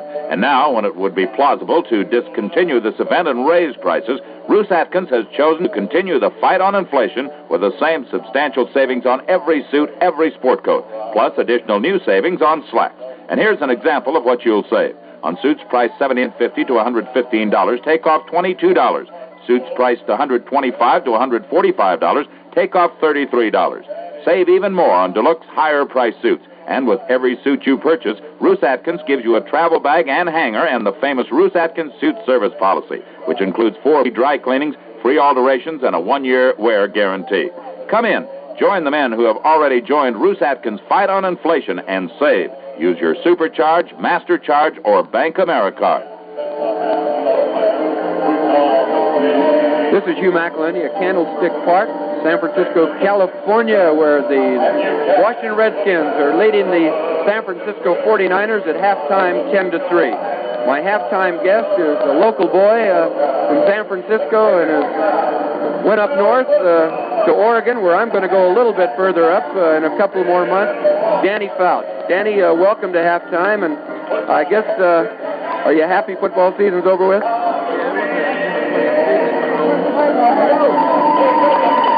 It was a disappointing season for us, but of course we didn't reach our goal, which was the Rose Bowl, but we felt that we did accomplish a few things. Well, you kind of had a little tough luck against Stanford here. You kind of got your leg racked up a little bit. What's the outcome of that? Well, it did put me out of 2 games, but it's recovered well enough now, and it'll be at full strength by next year. Well, you had some real outstanding football players up there. You had this running back, Moore, right. A few other boys. You think this Moore's going to make it as a pro? Oh, he sure will. He's a tremendous athlete. He's played flanker as a sophomore and led the conference in scoring. He reminds me of Otis Taylor. He's that kind of athlete. After he catches the ball, he really does a lot of things with it. How big is Moore? He's about 6'2", 210. Who are some of the outstanding quarterbacks that the Pacific 8 can look forward to this next fall? Well, the first guy you got to talk about, Sonny Sixkiller, I'm sure, up at Washington. And Washington State has a good quarterback in Ty Payne. As far as Stanford, I'm not sure who will be playing there or at Cal, but whoever they will, there she'll be tough, though. Do you have many returning Lettermans to your ball club, University of Oregon? No, we had mainly a senior team this year, so we will be inexperienced next year. And you're going to be the only senior on the squad, and you're going to have to build and run those young kids all over the place and try to bring up a winner?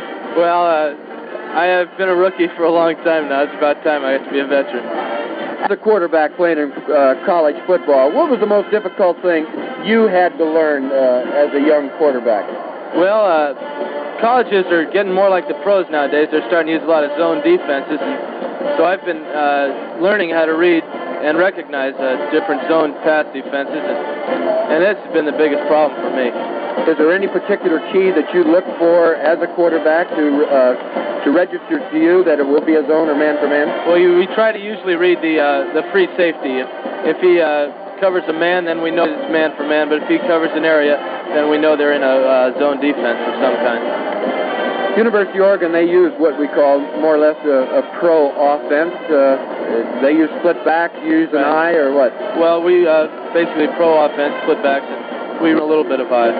How do you think University of Southern California is going to be this coming fall? It seems like they always have a tremendous amount of athletes always on the bench. They sure do. I went to high school with a couple of guys down there, and they say that they're going to be tough again next year. And they have a lot of depth. That really helps them. What about Stanford? Stanford's going to be tough. You know, just being in the Rose Bowl is a great thing, and they've got a lot of young players that are going to make them a strong contender to go there again next year. They're losing quite a bit of their ball club this year, though, aren't they? Well, their offense, but they're always got a lot of depth too. Who will fill in for their quarterback? Well, I think right now it's between Barilla and another boy. I can't remember his name, but that will be a problem for them filling in for Don Bunce. What about the University of California? Their big thing is their defense. You know, they beat us this year, 17-10, I think it was, and they just stopped our offense cold. And they're always tough defensively, and they probably will be again next year. Well, Washington State is the big rival for University of Oregon. What are their chances this coming year? Well, Oregon State, they run the wishbone office now, and they're always tough. There's a big rivalry up there in Oregon. It's the biggest thing in the state, and we can't seem to beat them. But I'm sure that next year we're gonna beat them. It seems like Washington State this year had what we call a fairly good offense, but they couldn't keep them out. They couldn't outscore anybody because of their defense. No, they had a lot of inexperienced players on the defense. It's mainly sophomores and juniors. Who do you look for as the big contender to possibly be in the Rose Bowl this time next year? Well, I think a dark horse could be UCLA, but then you have to look at USC and Stanford and Cal again.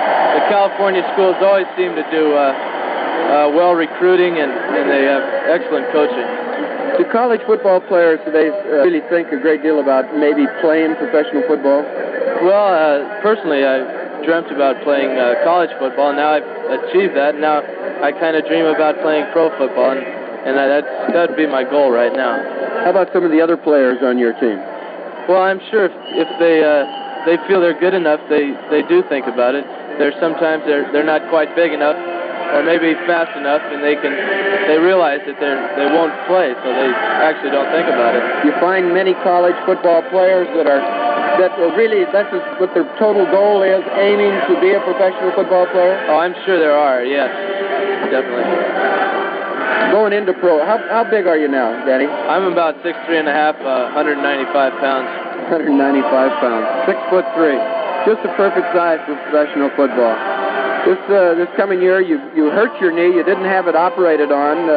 What are you doing to get it back in shape? Well, I do a lot of running on it, and I'm also have a weight training program for it, and it's getting around to full strength right about now. Danny, if you have the opportunity to play professional football, you're going to get a business manager. You're going to let your dad handle that for you. I think I get a business manager, but don't tell him that. Well, it seems more and more players. Do you think it's necessary for a young fellow to have a business manager going into professional football? Do you think the teams in professional football really try to get you as cheap as they possibly can, or they really will pay the price for the value in which they put on you? Well, if they know you don't have a business manager who knows all the ropes, they probably will try and take advantage of you. Do you think there's a lot of ropes in which management of a professional football team try to take advantage of the young athletes? Well, yeah, I do. I think there are. There are a lot of opportunities to be had, and if the young man's not aware of these opportunities, he's not going to be in a position to take advantage of them. What happened? You can breathe? It's cold. Hey, Danny, thank you so very much for being with us halftime, and good luck to University of Oregon in your senior year. And thank you very much. Good luck, and I know you'll make it as a pro. Good luck to you, too. That winds up our halftime activities as we go into the second half. The scoreboard shows the San Francisco 49ers 3, the Washington Redskins 10.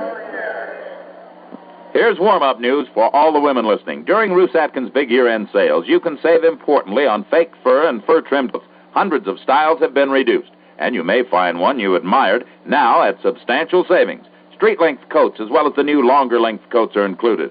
Fun furs and coats with lush fur trim, regularly $98 to $119, now $69.97. Original $149 to $169 coats in plush fabrics pretending to be fur, plus fabric coats trimmed with fur, are now $89.97. A third group of select designer coats, originally $199 to $225, now $119.97.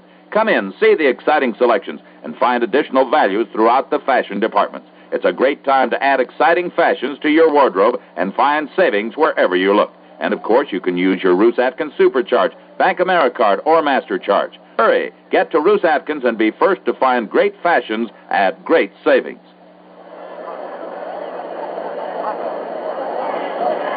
All our guests interviewed received blue chip stamps. Keep in shape with blue chip stamps. The bowling ball is 9 1/3 books. A volleyball set is 2 1/3 books. When it comes to saving, blue chip stamps are a great participation sport. In San Francisco, you'll find them at all Purity stores. The first half statistic, the Redskins had 6 first downs, the 49ers just 4. The Redskins made 2 by rushing, 3 by passing, 1 by penalty. The 49ers had 1 by rushing, 3 by passing. Total offensive yards, the 49ers had 90 and the Redskins had 81. 49ers made 47 rushing, 43 passing. The Redskins made 36 rushing, 45 passing. Brady was 5 for 11 for 46 yards. Kilmer was 5 for 8 for 45 yards.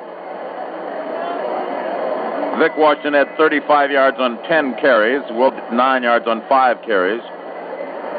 Larry Brown had 32 yards on 12 carries, and Haraway 17 yards on 6 carries.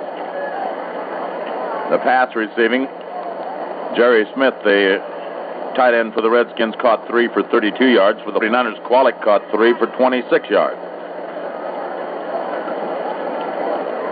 The 49ers will kick off to the Redskins in this second half. The 49ers will have the wind at their back in the third quarter. Trailing 10-3. It could have been worse with the punt return by Vactor, setting the ball up 49ers the 11-yard line, but then the 49er defense took over and finally blocked the field goal. Speedy Duncan goes back. Mike Bass and John Jaquia go back as the deep men for this kick. Tennessee Ernie Ford and Bing Crosby joining the halftime entertainment here at Candlestick Park, and also the Cupertino High School band with a good halftime show. They give credit to Nunley for blocking the field goal rather than Fuller. The field goal, Nunley gets credit for the block rather than Johnny Fuller. Now, Gossett to kick. He hits this one high and deep to Duncan, 2 yards deep. Comes up to the 5, to the 10, to the 15, gets free at the 20. He's to the 30. He's to the outside of the 40, to the 45, to the 50, to the 40. The 49ers dragged down from behind. They had him trapped at the 10-yard line, and he did put on a great move to get free and moves it all the way to the 49ers' 34-yard line.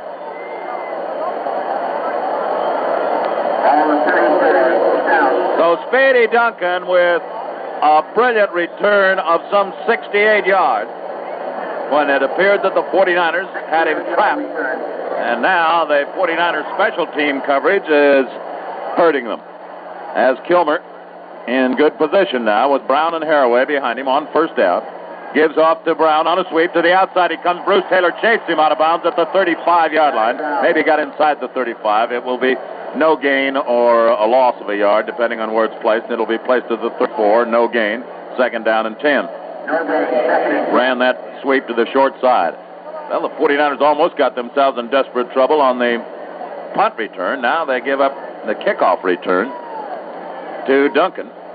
And with the Redskins operating against the wind, that is, the 49ers should have the percentages going in their favor, but if they let the Redskins get in close enough for the field goal, then that takes away that percentage.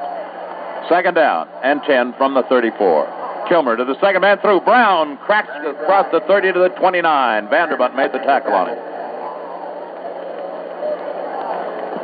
Rain falling now at Candlestick as the ball is at the 29. It will be third down and 5. Brown lost a shoe and goes to the far side.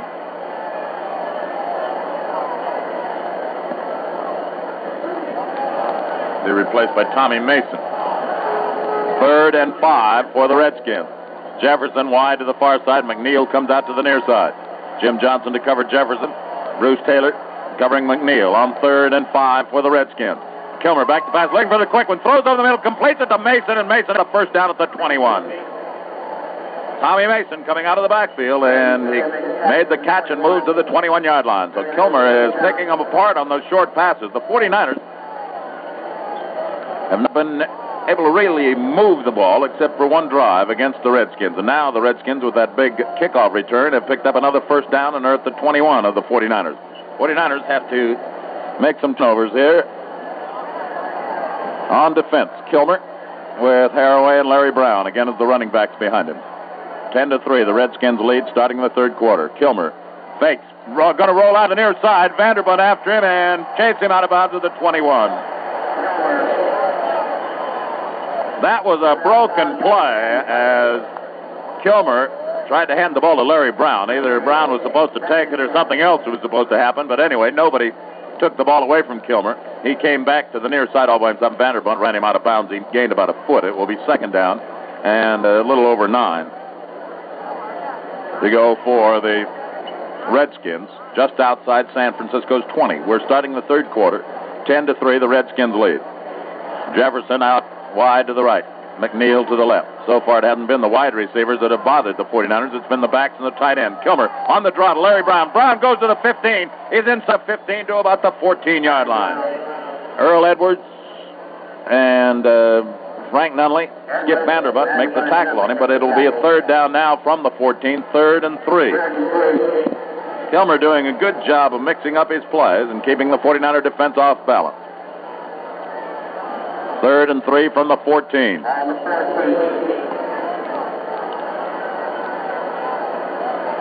McNeil out wide to the right. Jefferson comes to the near side. From the 14, 3rd down, and 3 yards to go. Kilmer. Long count. Kilmer to the second man, to Brown. Brown has close to the first down. He is very close at the 11-yard line. It depends on how much is given, as Nunley was one of the first ones there to make the tackle. I don't know if they got the first down or not. We'll see when they measure here. It's going to be very close to it one way or another. I think it might be just a trifle short. Now, wait a minute. It is short by about a foot. Short by a foot, and the Redskins are going to go for it. They will not try for the field goal. They will go for the first down. Schneidecke replaces Vanderbunt. 4th down and just a matter of inches.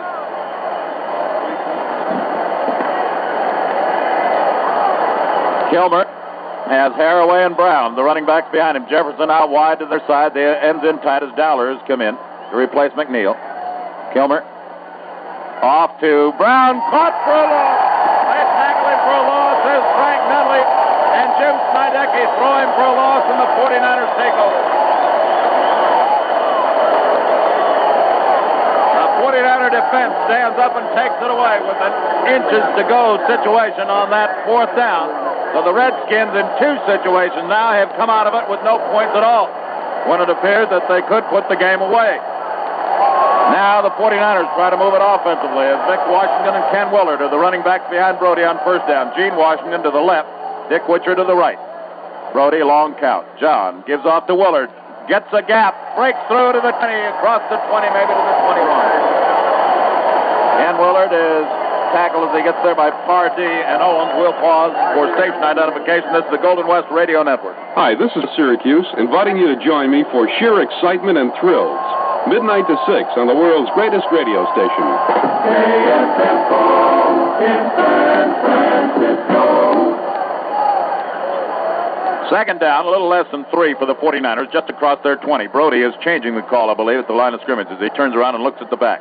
He gives to Willard. Willard doesn't find much of a gap. He gets a yard or so. And they jam up on him there, maybe to the 22, which would mean that if he gets to the 22, it's short of the first down by a little less than a yard.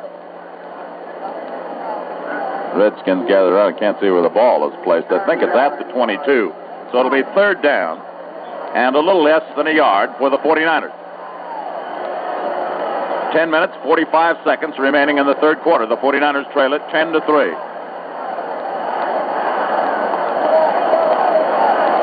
Washington comes out wide to the near side. The ends are in tight. That's Gene Washington I'm talking about. Vic Washington, Ken Willard behind Brody. Brody on this 3rd down situation.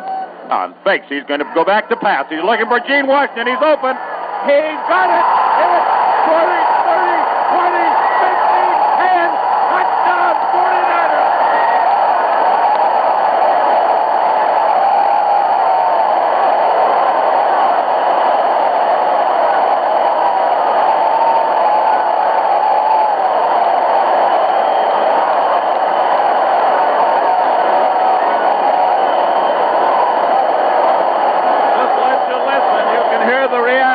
Gene Washington caught that ball.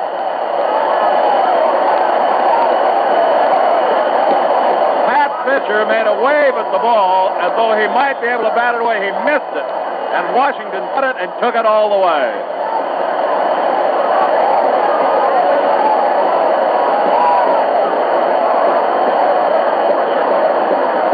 Here's the kick by Gossett. It's good. Look at the scoreboard with 10:17 remaining in the third quarter. The 49ers 10 and the Redskins 10.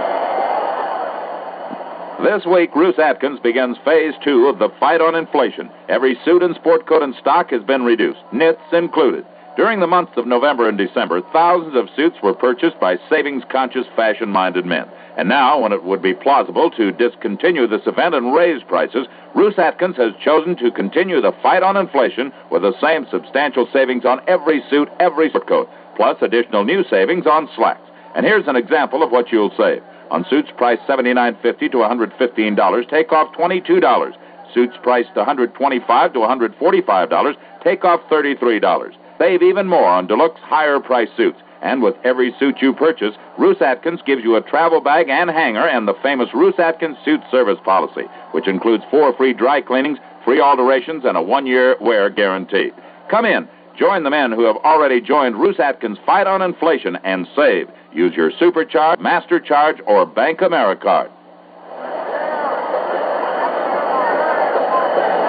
Well, you talk about turnarounds. The Redskins go for it, 4th down and inches, don't make it, and then Brody hits on a 78-yard scoring pass to Gene Washington.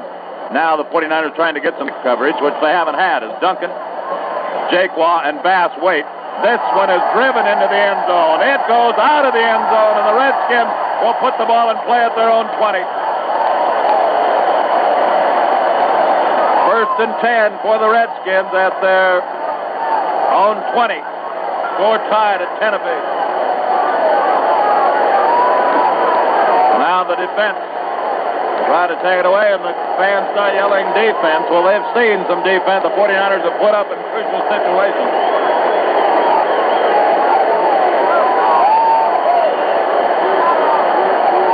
First and 10 for the Redskins.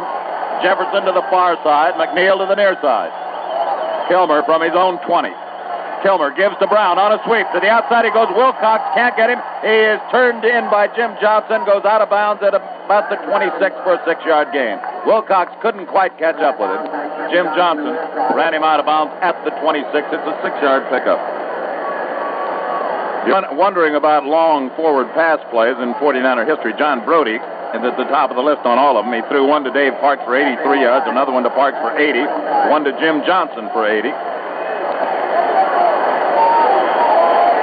Second down. The ball is placed right at the 25, so it's 2nd down and 5 for the Redskins from their 25. 10-10 ball game, third quarter, 10 minutes, 7 seconds remaining. A give, up the middle goes Brown, breaks free, goes across the 30 to the 35-yard line. It'll be a 1st down. The Redskins coming out running on this series and picked up yardage to the 34, where it'll be 1st and 10. Last year, Gene Washington caught one for 79 yards.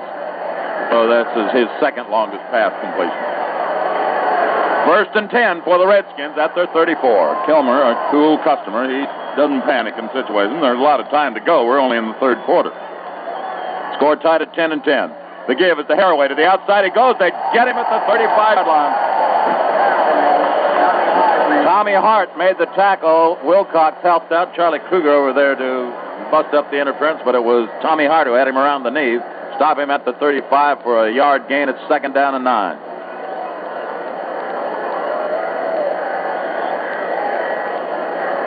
Score tied 10 and 10, third quarter.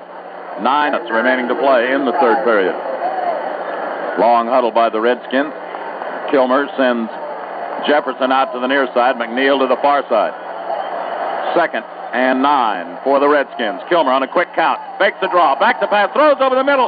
It is intercepted by Roosevelt Taylor. He's to the 40. Out of bounds at the 38-yard line. The tight end, Jerry Smith, was wide open. Kilmer overthrew him, and Roosevelt Taylor made the catch and runs it to the 38.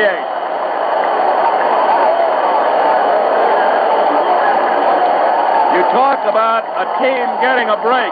The 49ers got it there. As Jerry Smith was wide open, Kilmer's pass was overthrown.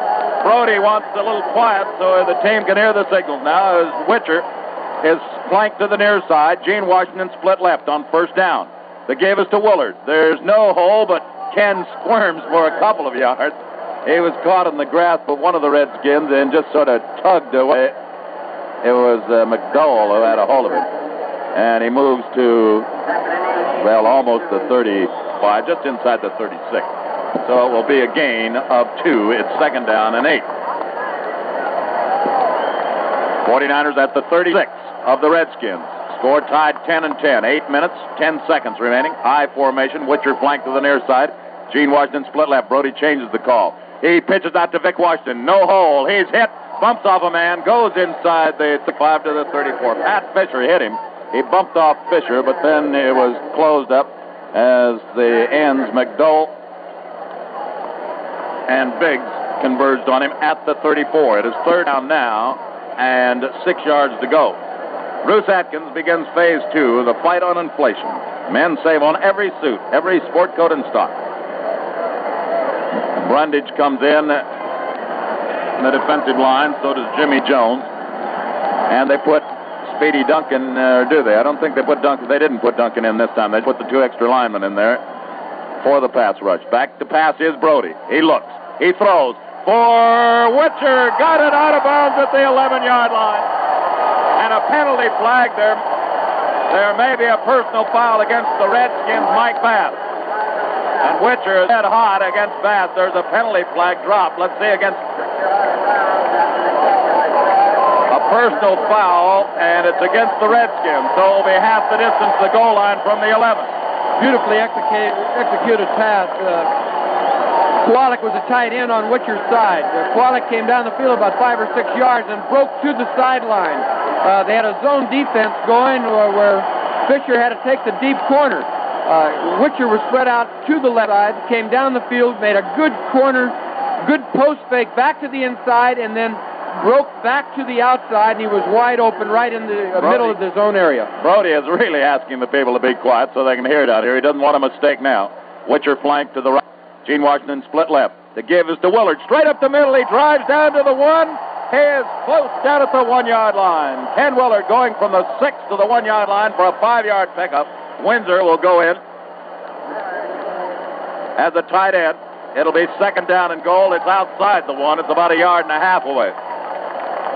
Witcher comes out as Windsor replaces him. About 1.5 yards to go. It is second down and goal for the 49ers. McClinton goes in, replacing Brig Owens, put an extra linebacker in. Now the 49ers have the tight ends, Windsor and Kowalik. Second down and goal from 1.5 yards. Willard and Vic Washington behind Brody. John to Vic Washington on a sweep. Slips, is upended at the 2-yard line. Trying to get to the outside, and Vic slipped and fell, and then Patios fell on him at the 2. So it'll be third and goal from the 2. Third down and goal. And put it outside the 2-yard line. Almost, no, it's right at the 2 where it's placed down. So it'll be third and goal from the 2.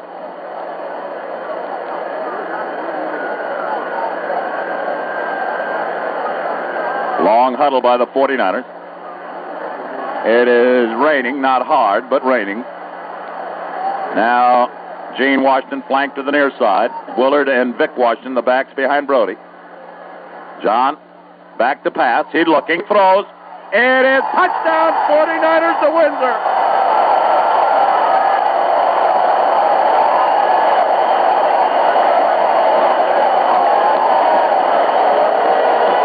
John Brody faked, and Windsor just slid to the left.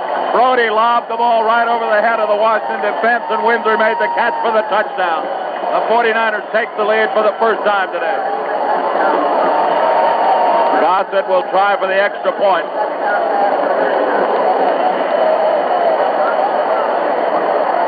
Brody to hold at the 10. Place down. Kick. Good.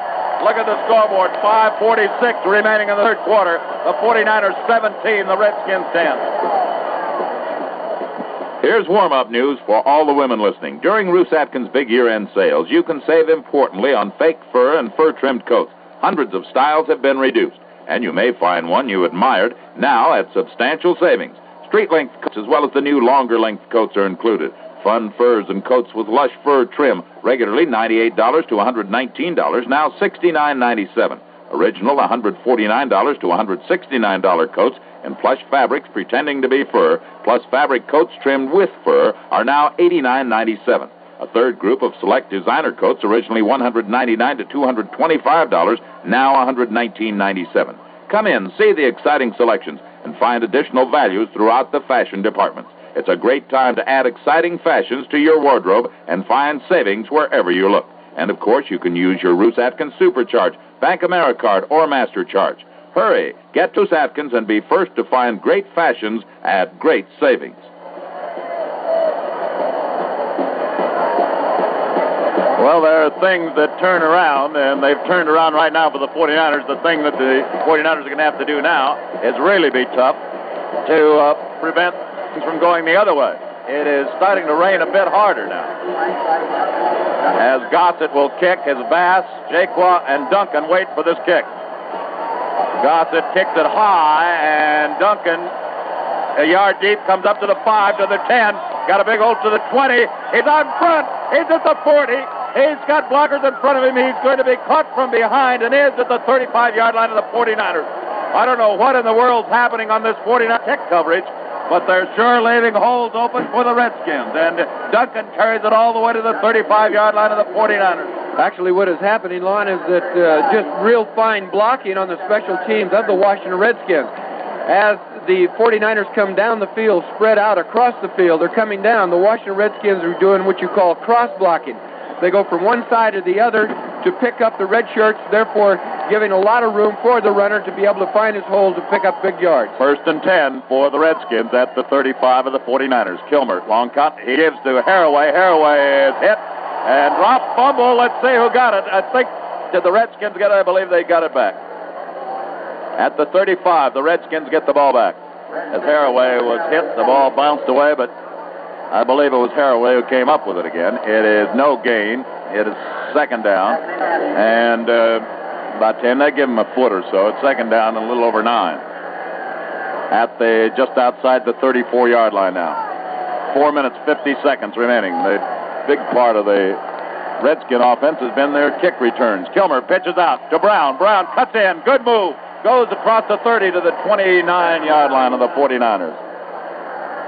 It'll be a 3rd down situation. Maybe they give him the 28. No, the 29-yard line.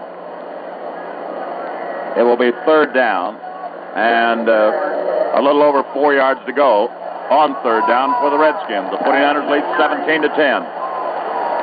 3rd quarter. 4 minutes, 15 seconds remaining. 3rd down and about 4. A little blustery here and rainy. I formation. Kilmer back to pass. They try to put the rush on. He's going to try to swing it out. It's incomplete, intended for Brown. Tried to throw a little swing pass out to Larry Brown, but Kilmer couldn't hit him with that one as he was under pressure. And Knight will come in to try for a field goal. Now this one will be from 36 yards.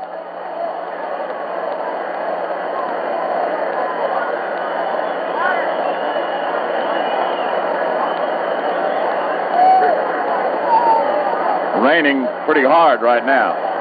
Knight will try it from 36 yards. Jurgensen to hold. Passes that are good pass, placed down, kicked. It is long enough, and it is good. So Knight kicks a 36-yard field goal. And look at the scoreboard with 3:52 remaining in the 3rd quarter. The 49ers 17, the Redskins 13.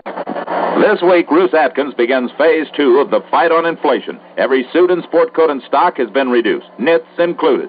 During the months of November and December, thousands of suits were purchased by savings-conscious, fashion-minded men. And now, when it would be plausible to discontinue this event and raise prices, Roos Atkins has chosen to continue the fight on inflation with the same substantial savings on every suit, every sport coat, plus additional new savings on slacks. And here's an example of what you'll save. On suits priced $79.50 to $115, take off $22.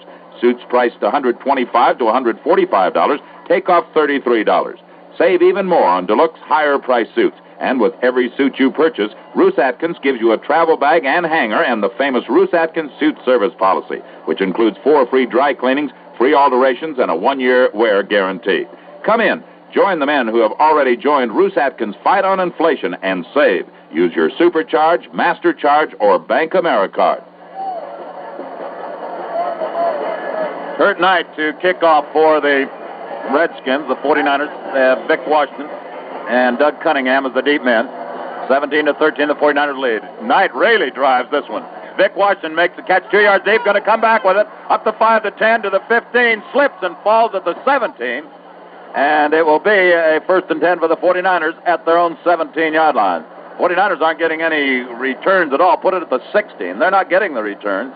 The Redskins are making all their yardage on the return. So now San Francisco at 16 with 3 minutes 40 seconds remaining in the third quarter. 49ers lead 17-13. Witcher comes out wide to the near side. Gene Washington to the left. Bass to cover Gene Washington. Fisher to cover Witcher on 1st and 10. Brody, long count. John gives off to Vic Washington. No hole, and he's caught by Verlin Biggs as he gets a yard, maybe, to about the 18. It's 2nd down and 9. Give him 2 yards, make it 2nd and 8 at the 18. The ball started at the 16-yard line. 17-13, the 49ers lead with 3 minutes remaining to play in the third quarter. Clock moving. Gene Washington comes out to the near side this time with Pat Fisher covering him. Willard and Vic Washington, the backs behind Brody. Witcher flanked to the far side. Fisher giving Washington a lot of room. Give, straight up the middle goes Willard. And nothing there. He gets maybe a yard to the 19. It will be 3rd down. I don't even know if he got that. Maybe right back at the 18-yard line. It's going to be 3rd down anyway. And for the 49ers, it's 7 yards to go. 49ers all year seem to be having the most trouble with the running a game against the basic defense of the linemen, what we call the 4-3, 4 men on the line. They seem to have more trouble running the ball against the 4-3. But when they come into an odd defense, weak or strong, Brody seems to be able to audible or have the right play called to be able to meet the odd defense. 3rd down from the 19.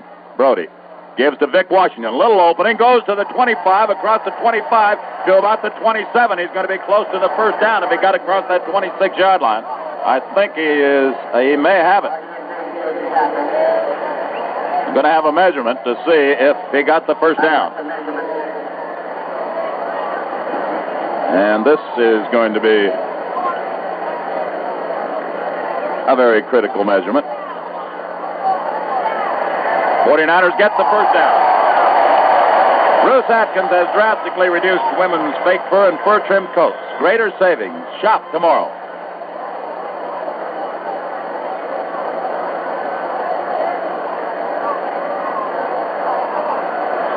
First and 10, the 49ers at their 27, leading 17-13. Brody trying to grind it out here. Got the 1st down.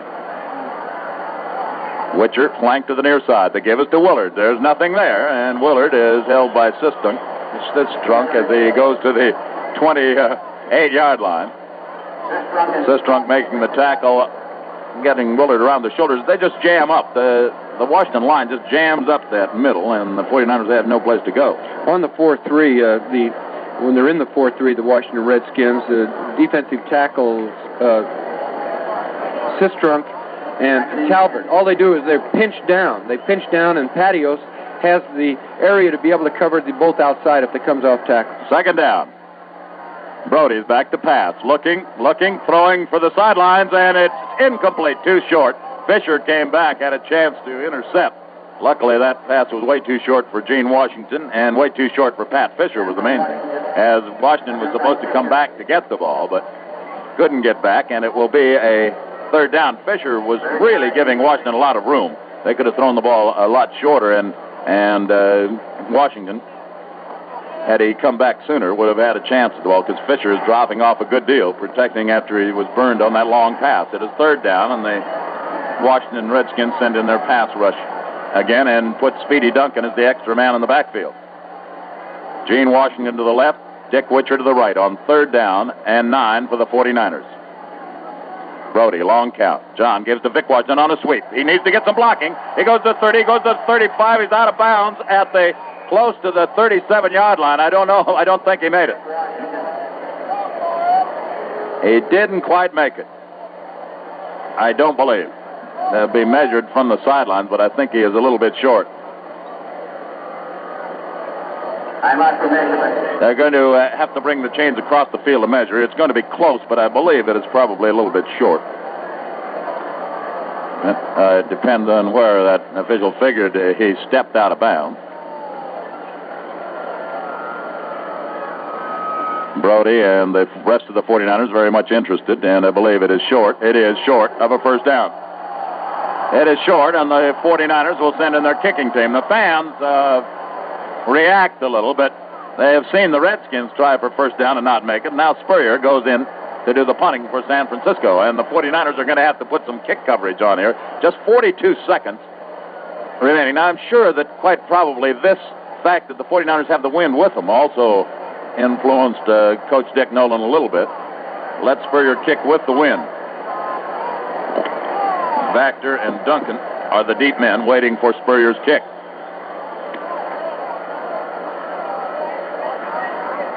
Waiting for the pass from center.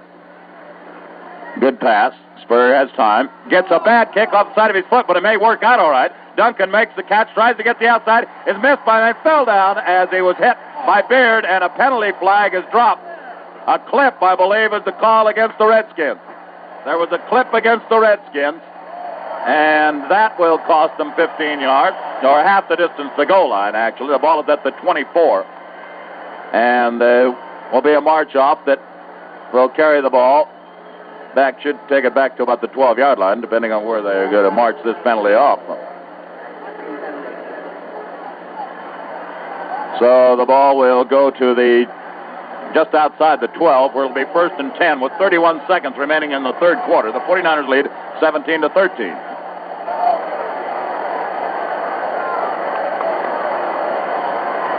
The ball just outside the Redskins 12. Haraway and Brown, the running backs behind Kilmer. Jefferson to the far side. McNeil to the near side on 1st and 10 for Washington. Vanderbunt jamming up in there as they give on a sweep to Brown. Cuts in, is hit, and really hit by Tommy Hart. Phillips and Charlie Kruger forced him back, and then Tommy Hart came over to make the tackle, and Hart is shaken up as they threw him for a loss back to the 10-yard line. Tommy has injured his shoulder, and Bill Belt goes in. That's a tough one for the 49ers. I certainly hope that it's not a major shoulder injury to Tommy Hart. As Bill Belk will replace him, the gun sounds ending the third quarter. Look at the scoreboard. Shows the 49ers 17, the Redskins 13. At a rugged Las Vegas desert endurance run, Chevron low-lead gasoline was put through a grueling test. It's really a rugged test for a fuel. The gasoline can actually perform well out here. It'll perform well anywhere. 1970 Indianapolis 500 winner Al Unser talks about the performance of Chevron low-lead gasoline. Driving a conventional V8 passenger car that can run on low-lead regular, Unser tested Chevron low-lead to see what happens to performance when you reduce the lead in gasoline. I was quite happy with the Chevron low-lead. I really don't think that anybody could want any more performance out of the gasoline than we were getting. Chevron low-lead regular. And for cars that can run on gasoline without lead, Chevron unleaded. For full performance and less maintenance cost, Chevron low-lead and Chevron unleaded. Both with F310, the action-age gasolines. Available at all standard stations and Chevron dealers.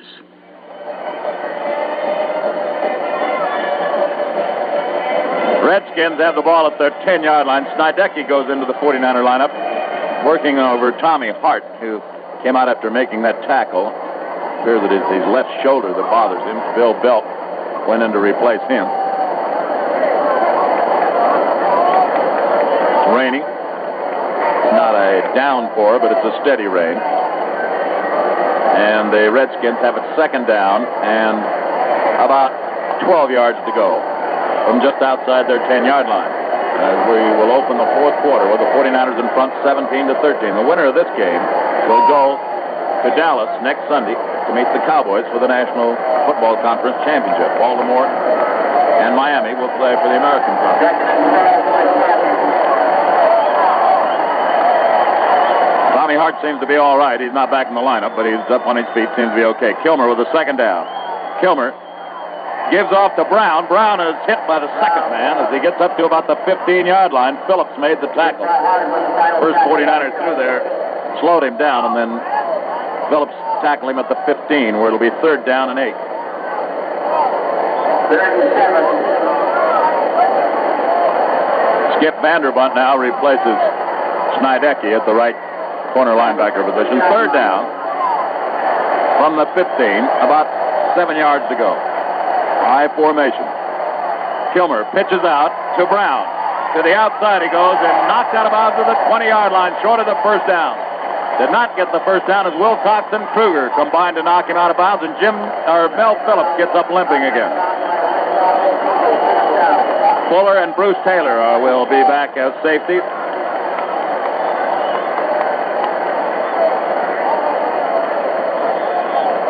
Redskins at their own 20 with a 4th down. 49ers lead 17-13. Mike Bragg to do the punting. 49ers hopeful to get some good field position here as Bragg waits for the pass from center. Good pass, has time, gets the kick away. A low bullet kick that bounds over Bruce Taylor's head. He makes the catch back at the 25, comes to the outside, and is knocked out of bounds at the 25-yard line. Taylor got up too close on that one, and it bounced over his head, and Taylor is stretched out on the sideline as he is knocked out of bounds by Speedy Duncan. So it will be 1st and 10 for the 49ers. A good kick that worked out very good for the Redskins. It didn't appear to be that good a kick. But as Taylor came up on the ball, it bounded over his head, and Bruce seems to have twisted his ankle as he's on the sideline. And it will be a 1st and 10 for the 49ers at their own 25. Their time is being taken on the field, and I don't know. They're trying to get Taylor off to the side, and it looks as though Bruce has, well, he's got a bad ankle injury, I'm afraid. It looks as though Taylor might not be returning to this game, and that would be a tough one for the 49ers to have to battle against as time is out on the field. We'll pause for station identification. This is the Golden West Radio Network. Smith's my name. Lost animal. My game 1 to 4. So watch out for a red dog, a blue parakeet, a green gourami, a yellow lizard, a purple peacock. KSFO in San Francisco. 49ers at their own 25, leading by 4 points, 17-13. 14 minutes, 12 seconds remaining.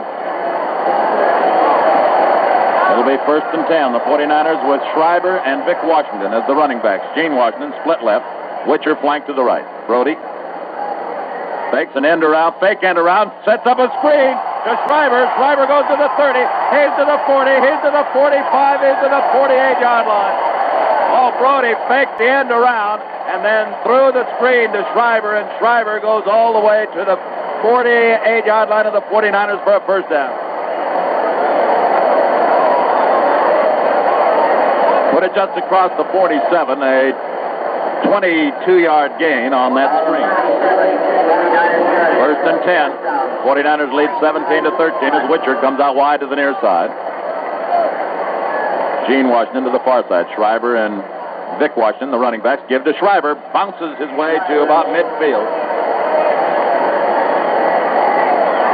Schreiber going to midfield for a 3-yard gain, if that's what he gets. He might not be given that. Yes, it is right at the 50. So it'll be 2nd down and a little over 7 for the 49ers. 17-13, San Francisco leads. 13 minutes and 35 seconds remaining in the 3rd quarter. Gene Washington comes wide to the left with Mike Bass to cover him. Pat Fisher covering Dick Witcher to the far side. On 2nd down, Brody. Draw to Schreiber. No hole, and Schreiber is stopped either short of the line of scrimmage or right at it by Patios, the middle linebacker. So it'll be third down. It's a difficult play to run against the defense in which the Redskins had up that time. They had what you call a loop defense, where their two defensive tackles, Sistrunk and Talbert, they rotate. They loop around each other. Talbert goes in front, and Sistrunk swings around behind. So therefore, it makes it very difficult for Forrest Blue, Peoples, and Randy Beisler to get firm blocks to hold long enough to make the draw work. Third down, and about 7.5. Brody is back to pass, straight back, has time, looks, throws long, and Witcher is out in front, and Witcher complaining that he was interfered with again by Mike Bass.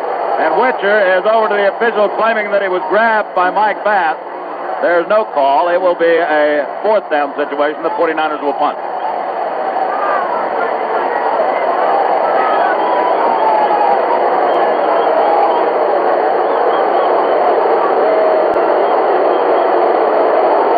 Appeared to be about 50-50, that Witcher was probably giving as much as he got there on that play, and there was no call either way. Duncan, the safety man now, as Steve Spurrier waits for the pass from center. Spurrier's had one block today. It's a low pass, gets it away just barely, and Duncan signals for a fair catch, makes the catch at the 13-yard line of the Washington Redskins, where it'll be first and 10. Timeout on the field. A look at the scoreboard with 12:30 remaining. The 49ers 17, the Redskins 13. If you pilot your own plane or fly with someone else who does, you'll really appreciate the kind of professional, dependable service you get at any Chevron airport dealer. It's the kind of red carpet treatment you've come to expect whenever you stop at the sign of the Chevron. Special attention from men who know their business and who know that they're providing you the very best, highest quality Chevron aviation fuels and lubricants. The Chevron Airport ground crew works as a well-drilled team to take care of your plane, and Chevron Airport dealers are always ready with special facilities, like a weather and chart room, to help make your flight safer and more enjoyable.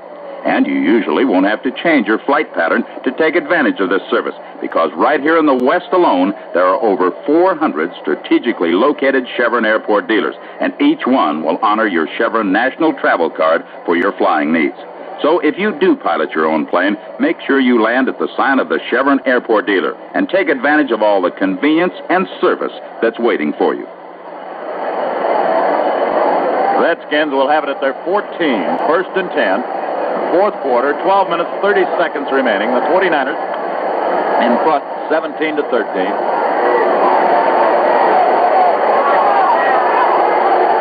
Mike Simpson is playing Bruce Taylor's spot, and they might start working on Mike right away.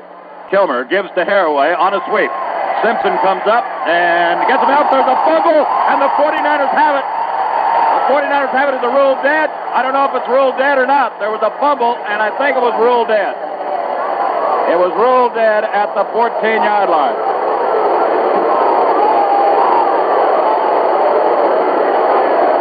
In fact, they gave him more than a 14. It's ruled up at the 16-yard line. So it's a gain of 2. It'll be second and 8. I think you find that the 49ers will play a lot of zone with Bruce Taylor out and supporting Johnny Fuller. Excuse me, is that Fuller in there? Simpson. That's Mike Simpson in there, number 38. They'll probably rotate and and give the concentration to Simpson to play the short area. I anticipate that because I would think Kilmer would want to work on him. Second down and 8 from the 16. McNeil to the far side. Simpson guarding him. Kilmer back to pass. Lays it off. And Simpson comes up to make the tackle at the 25 on Larry Brown. Simpson came up to stop him at the 20-yard line and put it at the 21. So it'll be a third down situation and about 3 from the 21. That's what the 49ers did. They rotated. They had the 2 receivers on the right side of the field with Simpson alone with 1 wide receiver. And that's exactly what they did. Rosie Taylor fell back to the right, taking care of the deep corner with Simpson playing the short area. As Kilmer laid off to Larry Brown the back, Simpson was in good position to be able to come up to make the tackle. Third down and about 3 from the 21 of the Redskins. Washington in possession. Kilmer gives off to Brown, has the first down as he goes to the 24-yard line. Wilcox made the tackle on him, but it's up to the 25 where it'll be a first and 10. So the Redskins getting some operating room at the 25. 17-13, the 49ers lead. The ball at the 25 of the Redskins.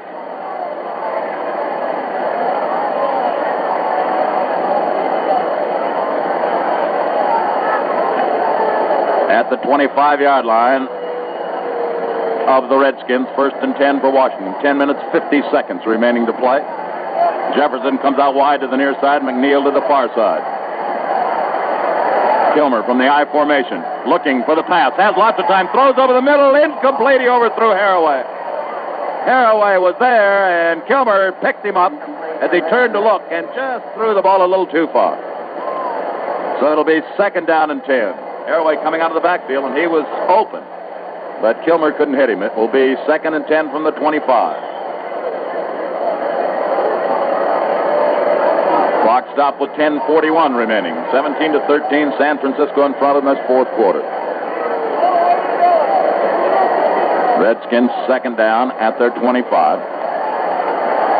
McNeil comes out to the near side. Jefferson goes to the far side. I formation with Brown and Haraway behind Kilmer. Kilmer may change the call. He's looking around now.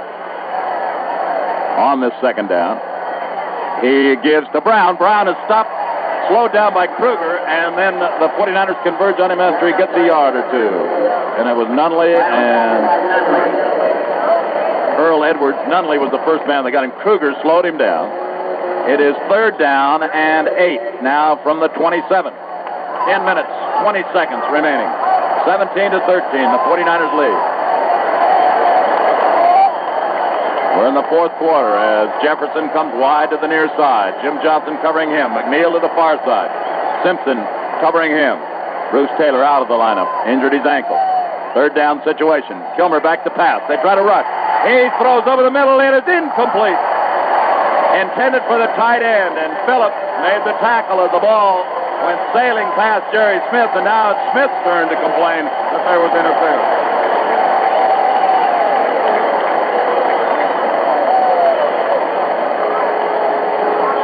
So it will be 4th down as the Redskins are forced to kick again. And for San Francisco, Mike Simpson and Johnny Fuller are the deep men, as Mike Bragg will be doing the kicking.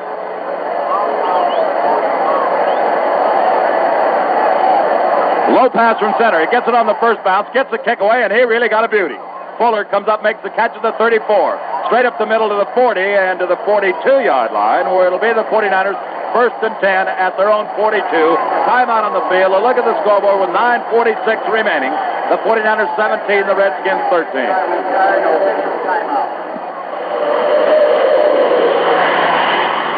The road up Haleakala Volcano in the Hawaiian Islands twists and climbs its way to the top of the crater, 10,000 feet above sea level. At high speeds, it's one of the most demanding roads in the world.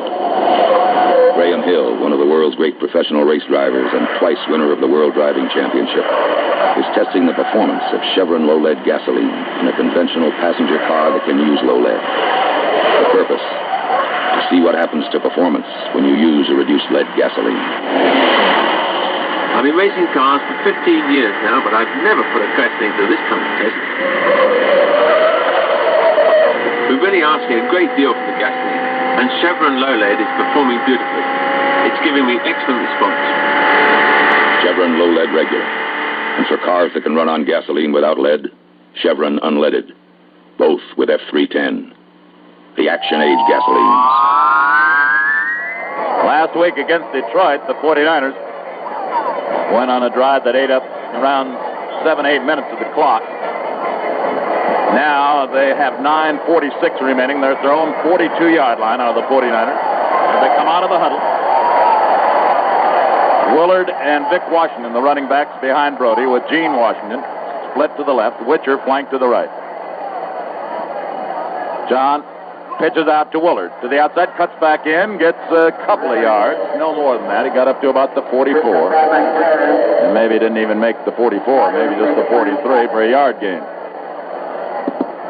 9 minutes, 30 seconds remaining. The clock continues to move here.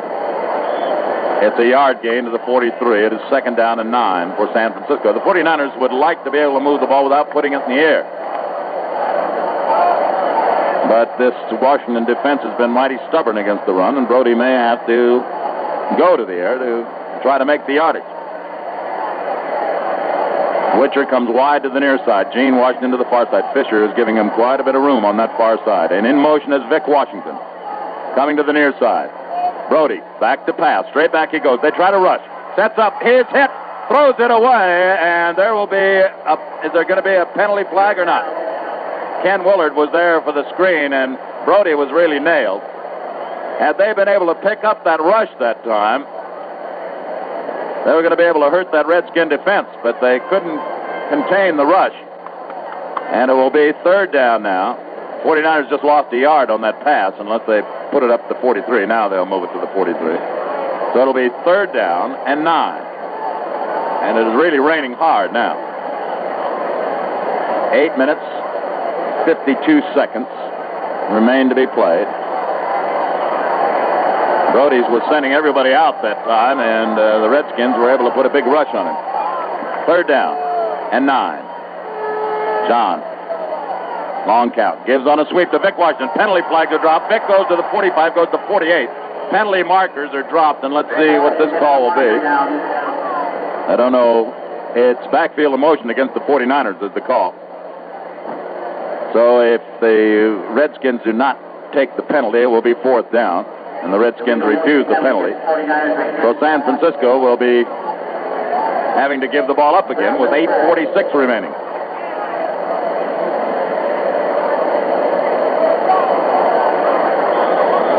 So 8:46 as Duncan and Baxter go back as safeties and Spurrier to do the punting. 17-13, the 49ers lead.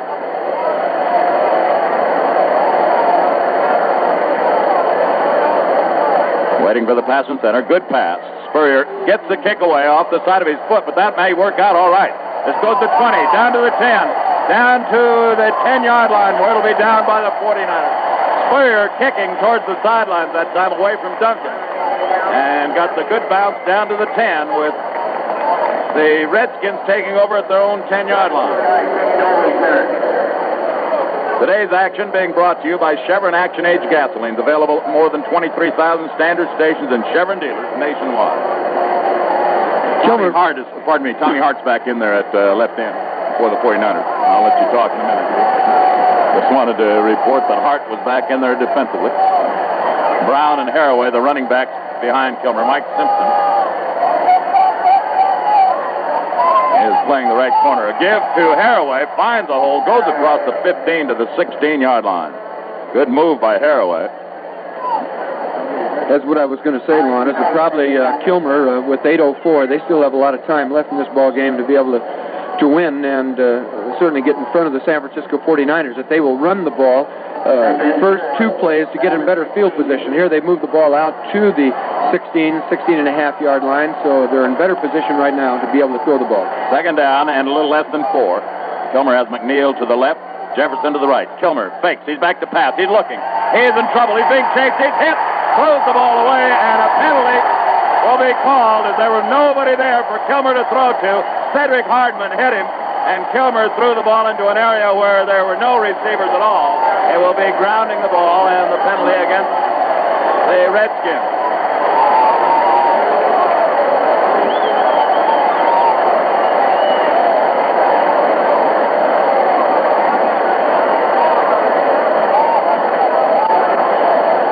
This will be a march off of half the distance from the 16, moves it back to the 8-yard line. At the 8.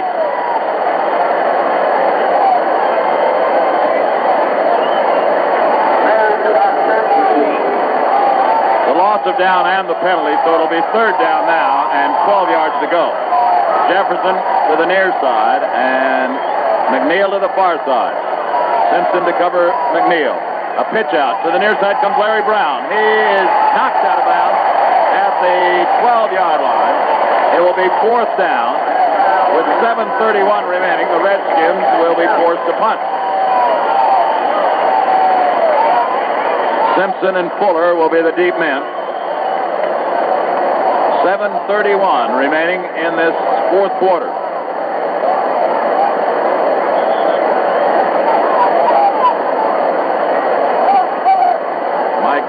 will be standing in the end zone to get the pass from Simmons.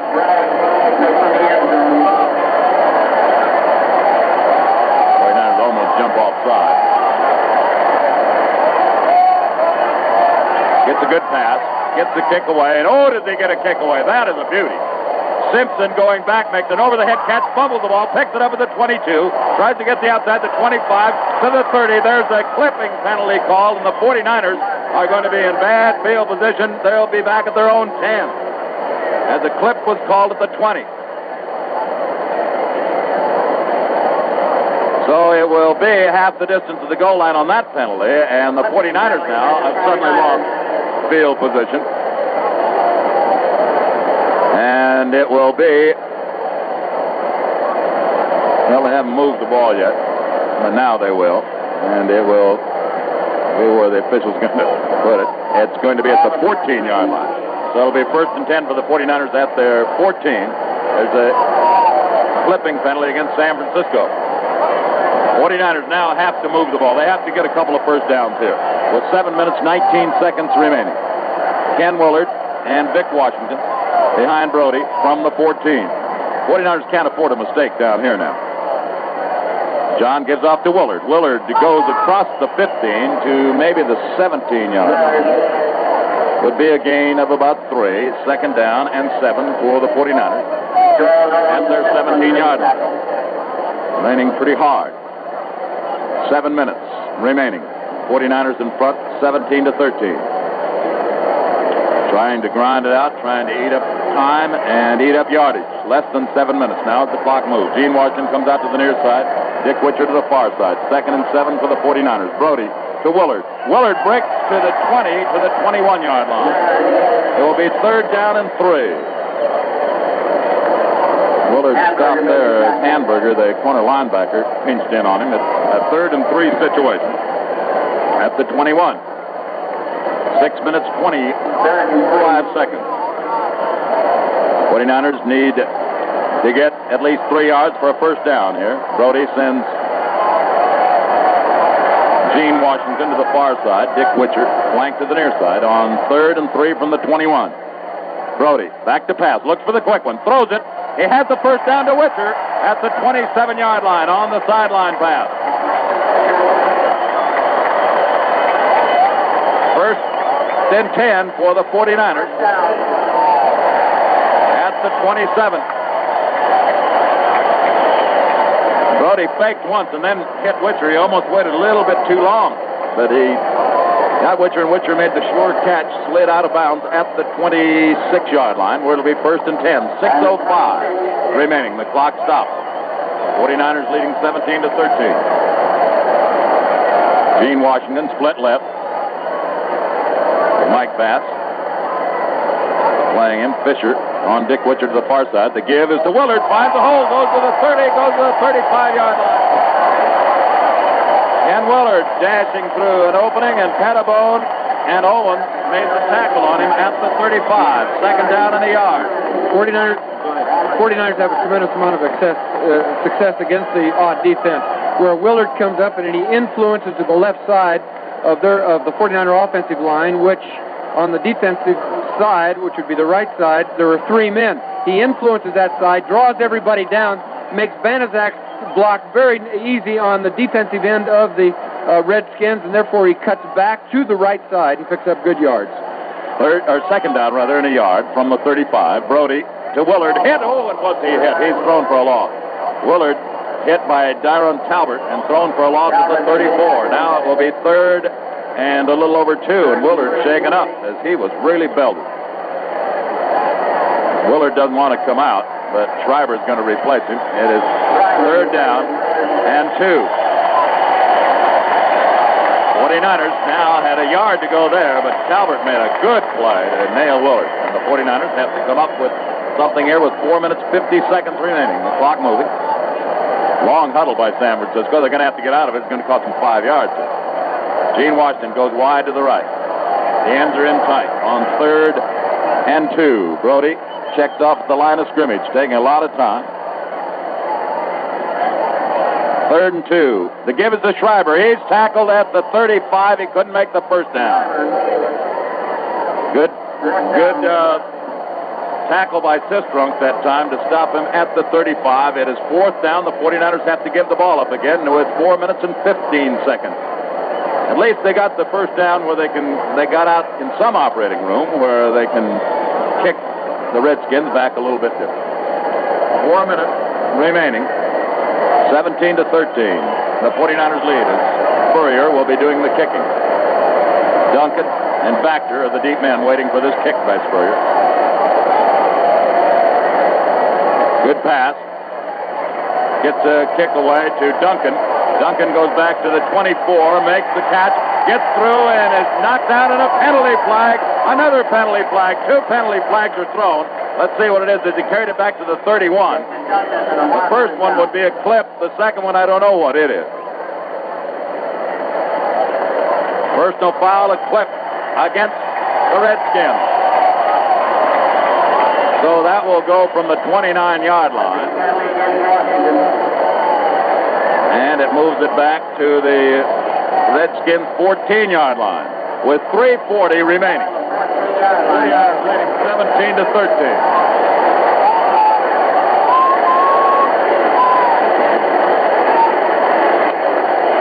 49ers have a defense of Tommy Hart, Charlie Kruger, Earl Edwards, Cedric Hardman across the line.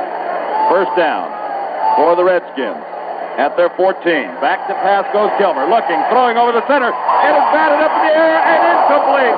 Frank Nunley had the interception, couldn't hold it, and Wilcox made a dive. He couldn't get to it. Nunley was in the same place he was last week against the Lions, had the ball in his hands, and it popped out of his hands. 49ers are actually in a good situation right now, defensively, having the Skins deep in their own territory on their own 14-yard line, where with only 3 minutes and 34 seconds left, almost forcing Kilmer to have to throw the ball. So therefore, the defense, the front four, can come real strong, come real hard. Only responsibility in the line is to watch for that draw. Second down, back to pass goes Kilmer, has time, he throws over the center, incomplete. Oh, Jefferson had a step on Jimmy Johnson, but Kilmer couldn't hit him. It'll be 3rd down. The ball brought back. 3rd down and 10. The ball brought back to the 14-yard line. Jefferson had a step on Jim Johnson. Kilmer had to move out of pressure that time as he stepped up. Fans chanting defense with 3:30 remaining. The clock has stopped. 17-13, the 49ers lead. Snydecki playing the right corner linebacker position in place of Vanderbilt. That change on the last one. Might as well take the next guy down. Jefferson out wide to the near side. McNeil to the far side on this 3rd down play. Kilmer straight back to pass. He throws for the sideline. It is incomplete, intended for Jefferson. It'll be 4th down. Jim Johnson covering Jefferson, and now it's 4th down with 3:26 remaining.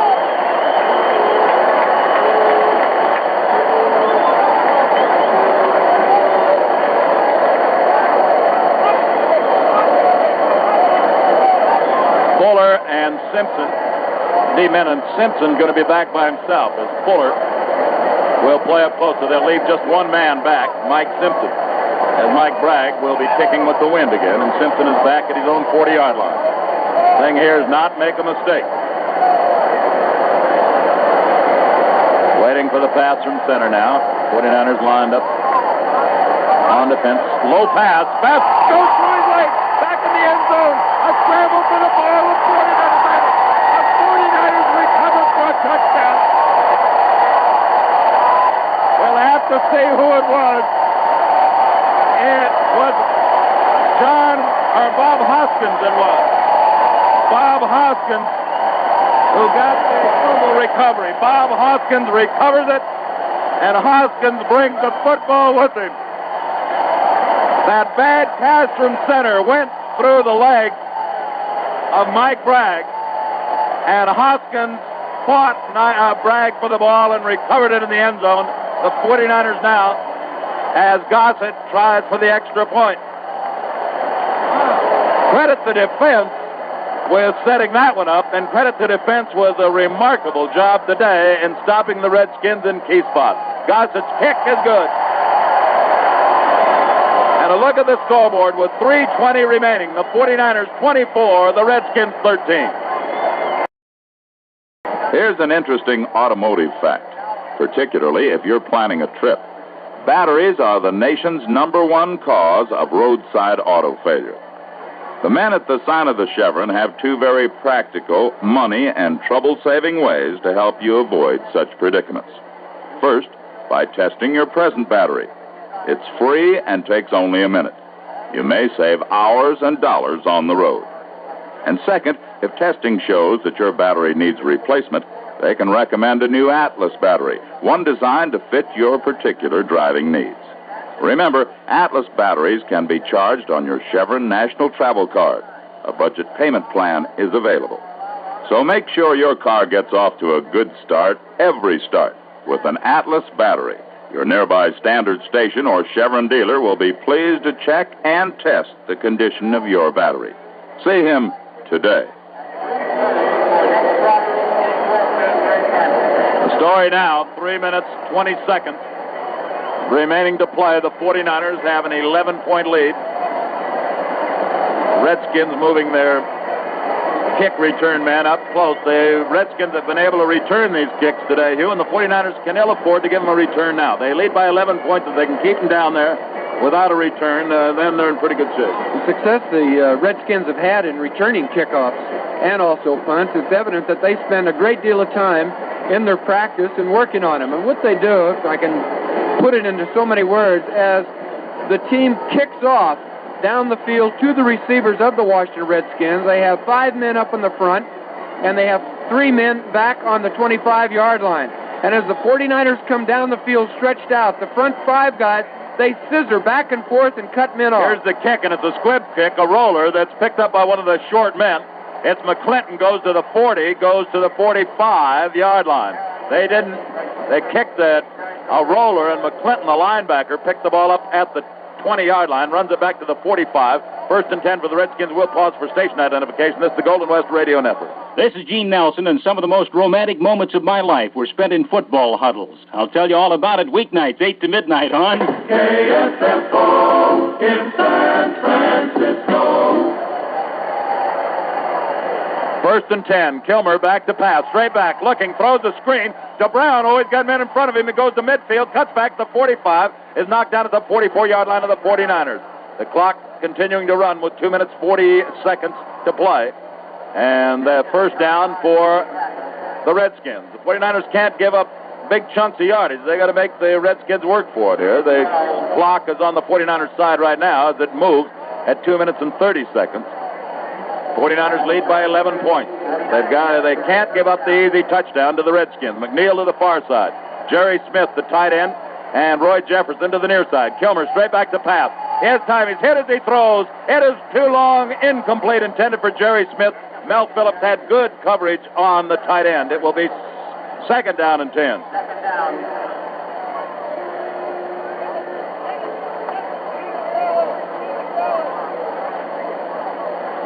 The ball brought back to the 49ers 44-yard line, where it will be 43. Vanderbunt goes in, replacing Snidecky or Wilcox. What's going to happen? No, he's replacing Kruger. They're going to take Kruger out, put an extra linebacker in there. So there will be 4 linebackers: Wilcox, Vanderbunt, Nunley, and Snidecky. And Jefferson comes out to the near side, same formation, 2nd down. Back to pass goes Kilmer. He's going to set up the screen again, completes it to Larry Brown. Brown is to the 40, gets a block. Out of bounds he goes at the 36 or 37-yard line. Call it he said the 34-yard line that he went out of bounds. So it will be that stops the clock with 2:07 remaining. It will be 3rd down now. And about a yard. Now Kruger goes back in with short yardage. 3rd and about a yard. 2:07 remaining. Clock stopped as Brown got out of bounds. This one is not put away yet, believe me. A lot of time to play. The 49ers have to eat up most of this clock on defense. Keep the Redskins from getting a quick touchdown. As Kilmer has 3rd and a yard from the 34. Kilmer, long count. Still counting. Gives off to Brown. Brown has the first down to the 31. The clock moving. It will be stopped by the 2-minute warning to the benches. And there is the 2-minute warning with the ball at the 31 of the 49ers, where it'll be 1st and 10 for the Washington Redskins. So we have 2 minutes remaining in this one. The 49ers in front by 11, 24-13. The rain falling. The winner of this game will go to Dallas next Sunday to meet the Dallas Cowboys for the National Conference Championship.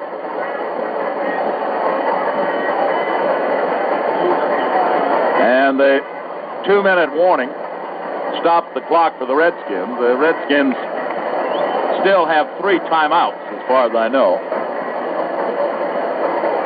They have the ball at San Francisco's 31. And the 49ers have a 24-13 lead. Nunley had come to the sidelines to talk to Coach Dick Nolan. Now Frank goes back to join the 49er defensive huddle. The 49ers can make the Redskins use up a couple of their timeouts and also use up a minute or so. They can get in pretty good shape as they lead by 11. Then they would have to, if the Redskins were to score, they would have to worry then only about the onside kickoff. Now, McNeil comes out wide to the near side. Jefferson to the far side. Brown and Mason are the backs behind Kilmer. On first down from the 31. Kilmer straight back to pass. He's looking. He's running around. He's in trouble. He's being chased. He gets away from a man. Now going to throw for the end zone, and it is incomplete. Intended for Jefferson and batted down by Roosevelt Taylor, and there's a penalty flag, and I don't know, might be roughing the passer against the 49ers.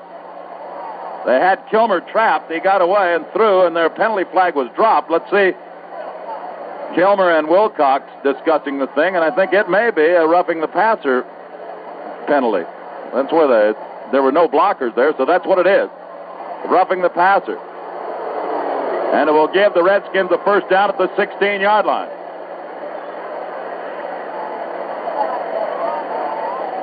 Personal foul holding the passer. Minute and 50 seconds remaining. The clock stopped again on that penalty. The Redskins at the 49ers' 16-yard line now with that penalty. Now Jefferson comes out to the near side. Jim Johnson covering him. McNeil to the far side. Mike Simpson guarding him. Mason and Brown, the running backs, behind Kilmer. Give us fake to Mason. Kilmer throws for the end zone. Touchdown, Redskins. He hit on the touchdown to Larry Brown, and a minute and 45 seconds remain. The Redskins have scored, and now it's going to narrow down. The Redskins did not use a timeout, so it's going to narrow down to whether the Redskins you can just about bet they'll try an onside kick, and then whether the 49ers can move the ball at all to run out the remaining minute and 45. They just gave that one up a little too quick. Pass and center placed down. It's kicked, then it's good. So with a minute and 45 seconds remaining, the 49ers lead 24-20, and the Redskins will be kicking off. And now the 49ers are not going to be entitled to any kind of a mistake here. They have a minute and 45 seconds to kill. The Redskins have all their timeouts remaining.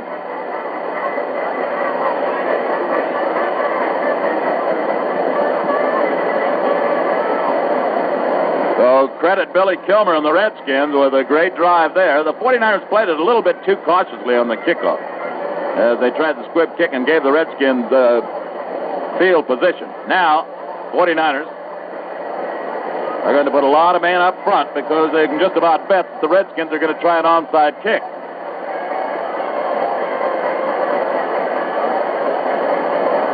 '49ers have across that front line have Riley and Windsor and Vanderbunt and Willard and Qualick, all men that are figured to be able to hold on to the ball. There's only one man back deep, that's Mike Simpson. The other 10 are right up close to the 50-yard line. Here is Knight moving forward. And he kicks, pops it up in the air. Somebody better get it. And the 49ers do get it. It is Doug Cunningham who made the catch of that little pop fly at the 31 with 1 minute and 41 seconds remaining. Now the 49ers at their 32-yard line have 1 minute and 40 seconds to kill as the clock is running. 49ers will take as much time as they can. The Redskins have 3 timeouts remaining. They will not want to use them any sooner than they have to.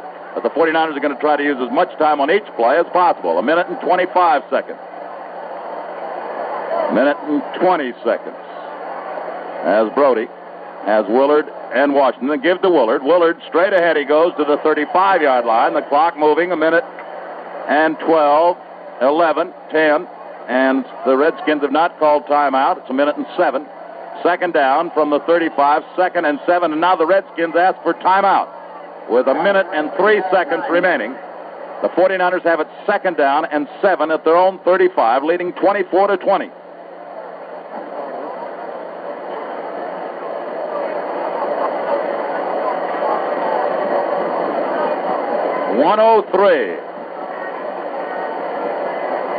The other teams that have made the playoffs so far: Dallas beating Minnesota, Miami beating Kansas City, and Baltimore beating Cleveland. It will be Baltimore against Miami in Miami. It will be the 49ers or the Redskins against Dallas in Dallas. 24-20, the 49ers lead with 1 minute and 3 seconds remaining. The Redskins have used up one of their timeouts. From the 35 of the 49ers, 2nd down and 7 for San Francisco. Brody at the line of scrimmage. The clock not moving now as it was stopped. John, long count, gives to Willard. Willard is tackled right at the line of scrimmage. And the Redskins ask for timeout again. 59 seconds remaining. The Redskins use up their 2nd timeout. It is 3rd down for the 49ers at their 34-yard line. Lost about a yard on that one. 59 seconds remaining. The Redskins scored in a little over a minute on the last drive. So the Redskins have 1 timeout left. 59 seconds left in this one. 24-20, the 49ers lead. Brody brings them up to the line of scrimmage at their 34-yard line. Vic Washington and Ken Willard. Backs behind Brody.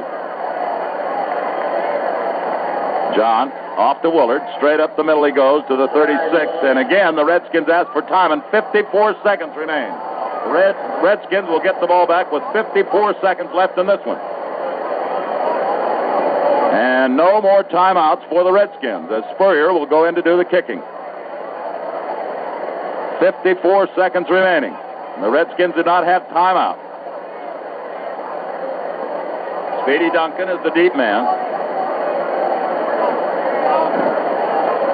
Duncan is back. Spurrier now is the man. He has to get this ball up in the air and keep it in play. But get a high kick. He can't kick a line drive, but the Redskins are up there trying to block this one. They have 10 men up on the line to try to block this. Good pass from center. Spurrier gets the kick away. Duncan signals for a fair catch, makes the catch at his 36-yard line. 49 seconds remaining. They will have time to change the team. The Redskins have the ball at their 37. And as soon as the teams are set, the clock will start. 49 seconds, all that's left in this one. The 49ers lead by 4 points. Kilmer.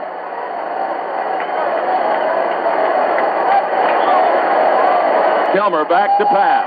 He's being rushed. He's throwing long, putting this one up in the air. Mike Simpson is back there, and it's incomplete. Simpson guarding that time against Jefferson, and they went all the way down to the 15-yard line. 41 seconds remaining. The clock stopped on that incomplete pass.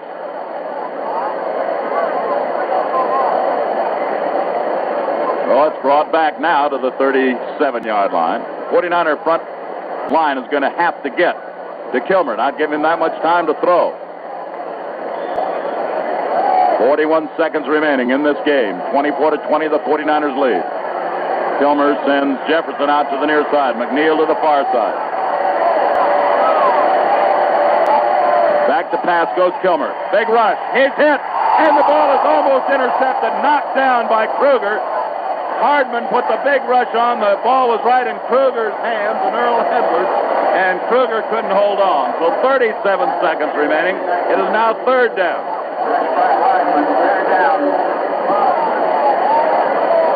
So it will be third down. The ball clock stopped again with that incomplete pass. 37 seconds remaining.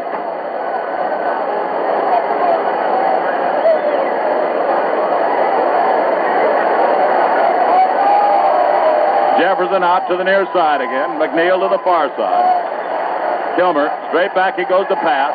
He has time. He throws long down the sidelines. It is incomplete, overthrown, intended for McNeil. It'll be fourth down with 31 seconds remaining. 31 seconds remaining. Fourth down. Dowler comes in for the Redskins. Nidecki goes in for the 49ers, replacing Vanderbilt. 31 seconds, all that's left. No timeouts remaining for the Redskins. Dowler wide to the far side. Jefferson the near side. Kilmer back to pass. Has time. Throws. It is complete to Brown. He gets away from one man. Gets away from another. Hit by two more. Stopped at the 48-yard line of the Redskins. The clock is running with just 20 seconds. 19. 18, 17. It's a first down for the Redskins. They pick up a first down with 12 seconds. Now 11, 10. Kilmer will try to get the ball and throw it out of bounds. 7 seconds. Kilmer back to pass. He's running around. He's being chased. He's tackled by Hardman. It's all over. The 49ers have won it.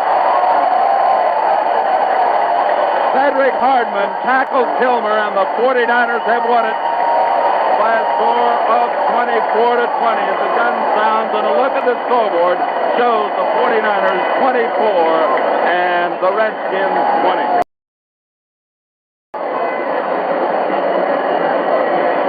For the second consecutive year, the San Francisco 49ers will be in the National Conference playoffs. They will meet Dallas next week. We will have the broadcast of that game only on KSFO. It will not be on our network stations next week.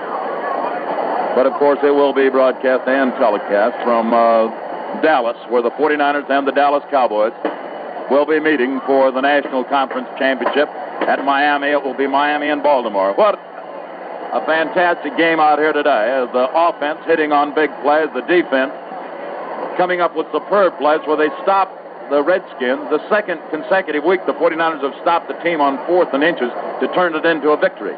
And the blocked field goal by Nunley at the end of the first half after the punt return had just about put the Redskins in a position to take it all away. Then the Redskins coming back after the 49ers had taken an 11-point lead, and the Redskins marching very well, getting a touchdown in just about a minute, and San Francisco then stopping them on their next series to win it.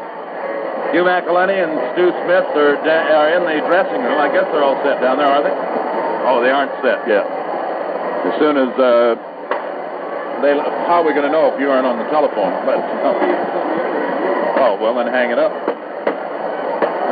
Oh, I see. So we're waiting for Stu Smith and Hugh McElhenney to get set down there. Today, the 49ers dropped behind 7-0. As Bill Kilmer hit his tight end, Jerry Smith, with a touchdown pass after a blocked punt had given the Redskins the ball at the 49er 28-yard line. 49ers came back on a drive to pick up a field goal behind 7-3, but then Kurt Knight kicked the field goal to make it 10-3. And right at the end of the first half, the 49ers had to give up the ball on a punt. And Vactor ran it back almost for a touchdown down the 11-yard line, but the 49ers defense not only stopped the Redskins, but also blocked the field goal, as Nunley blocked the field goal, and that was one of the big points that turned the game. Another one, of course, was the touchdown, the final touchdown, when Bob Hoskins recovered a fumble in the end zone. And I believe they have Bob Hoskins down there right now. So let's go to the 49er dressing room. Here we are. Yeah, we got you, Lon, right here, and we got the guy that kind of cinched the ball game up. Hoskins, who recovered the fluke center to the kicker late in the ball game. Hoskins, how'd you feel? Is that your first touchdown? My first touchdown. It's been a long time since I had one, since I was a running back. As special teams and offensive tackle in which you play on the kicking game, such as you were in that situation, what is your primary responsibility? In that situation, we had what we call a prevent, because we didn't want them to pass or anything like Atlanta does. And so I lined up over a back, and they kept calling different signals in the line, so I thought they were going to pass. So I just used the regular defensive rush and got the ball. When you went for that ball, it seemed like you had really, that's all you could see, was that football in your eyes. Did you have any feeling whatsoever when you were going for that ball? No, I just wanted to get the ball. That's it. Bob, I think one of the big things was football. Bob? Can you hear me down there? He couldn't hear that. Okay, well, I just asked him. I saw that he carried the football off with him after he scored the touchdown. Did he take that home for a souvenir? Is he going to take it? It's in my locker now. Congratulations. Congratulations. Another good year. Well, we got quite a few guys. Hey, Gene? Gene, for a second. Get Gene Washington on that 77-yard TD pass. Gene, congratulations. Another year. We were in this situation last year. We got the Dallas to meet, of course, next week. How do you feel about going down to Dallas to play the Cowboys? Well, I would certainly have to say that, if there's to be an inspirational edge, that we have it, because, like you said, we met Dallas in the same situation last year, and they came out on the winning end. So I don't think we'll feel much pressure. We've been there before, and we've had something to avenge. We have to go down there and show Dallas that we can beat them. On that 78-yard touchdown that you caught from John Brody, what was the situation? Well, it was a short yardage situation, Hugh, and, usually short yardage, everybody's playing up, they're expecting to run. And John asked me if I thought I could get inside on the guy, which was a one-on-one situation, and I said, sure. So I just got inside of him and looked, and there it came, and it worked out pretty well. I didn't trip. Gene, we're going to replay that touchdown pass right now from John Brody to Gene Washington, and then you can have some more comments from Gene after we play this highlight. Washington comes out wide to the near side. The ends are in tight. That's Gene Washington I'm talking about. Vic Washington, Ken Willard behind Brody. Brody on this third down situation. John fakes. He's going to go back to pass. He's looking for Gene Washington. He's open. He's got it. It's 40, 30, 20, 15, 10. Touchdown, 49ers. Well, there was the touchdown pass, and Gene, it looked as though Fisher almost got a hand on that ball. Actually, I was worrying so much about the football, I didn't even notice Fisher. And the ball came right out of the lights. The lights here at Candlestick are kind of low for a football stadium. So oftentimes when you look up for a ball, it kind of comes right out of the lights, like coming out of the sun. And I was having enough trouble just worrying about where the ball was, and I didn't even see his hand. What were your thoughts when you made the catch? Pardon me? What were your thoughts immediately as that ball got in your hands? What were you thinking then? Well, I was thinking about the interview I'd have with you after the game. Hey, Gene, congratulations on another great year, and Dallas Cowboys next week. Thank you. Bob Windsor was here a minute ago, but he disappeared. I'll tell you what we'll do then, Hugh. If you don't have anybody there, we'll close this portion out, and then we'll be right back, and you can gather some people together, and we'll be checking with you in a little bit. Righto, Lon. Now this is Lon Simmons speaking on behalf of Hugh McElhenney, our engineers Lane King, Rich Smalling, Walt Lee. The sportscast was produced and directed by Stu Smith. May we remind you, the station to which you are tuned, well, we can't remind you that. Just KSFO will bring you the championship game from Dallas next week. You'll have to check your local newspaper radio log for the exact time. Next week, the 49ers will meet the Dallas Cowboys. Now for a final look at the scoreboard, which shows the 49ers 24 and the Washington Redskins 20. Please stay tuned for the 49er Press Box Review, which will follow in a few moments. And with that, we conclude another National Football League game, another 49er broadcast. The game today and all 49er games this season brought to you by Chevrolet, a better way to see the USA. And by your local Metropolitan Life representative. Ask him about the new You and Your Family analysis. Also by Roos Atkins. Wherever you are, there's a Roos Atkins conveniently nearby. And by the more than 23,000 standard stations and Chevron dealers across the country serving you Chevron gasolines with F310. That is the Action Age gasoline. This has been another sports presentation of the Golden West Radio Network. Red dogs and wingback, are taking my man from me.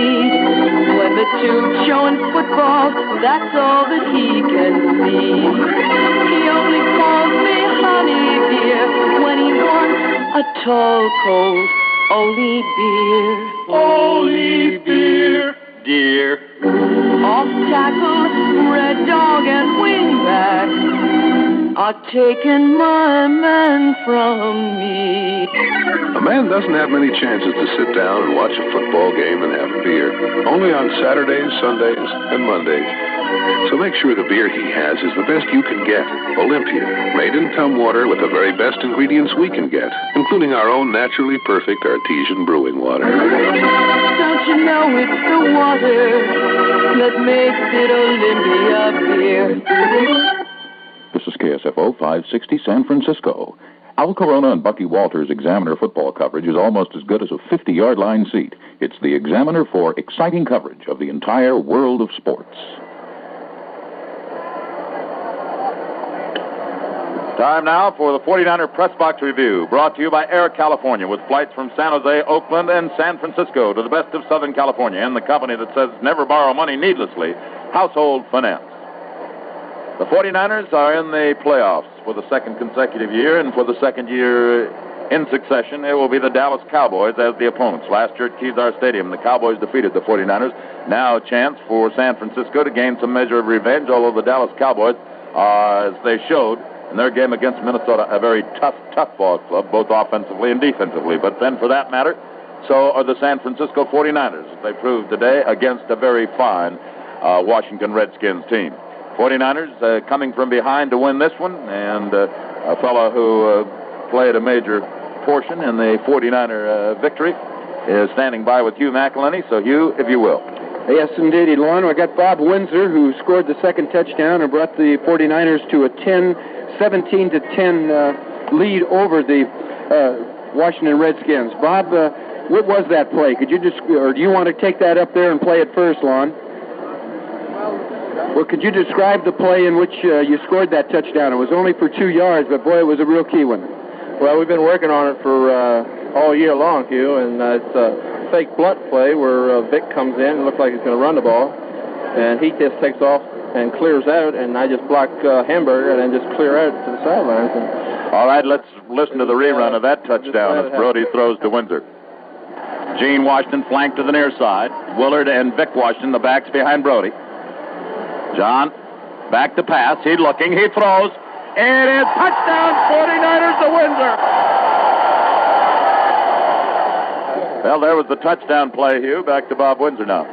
Well, Bob, they just heard the play at the fans, and you said it was a blunt pattern where you blocked down on Hamburger and then slide across.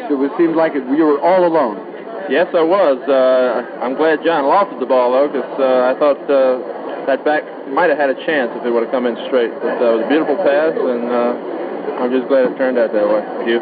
What do you think about when you know that you're the key pattern man and the key receiver when John throws a play in such a clutch play? I believe that was a third down situation, and it was kind of a must.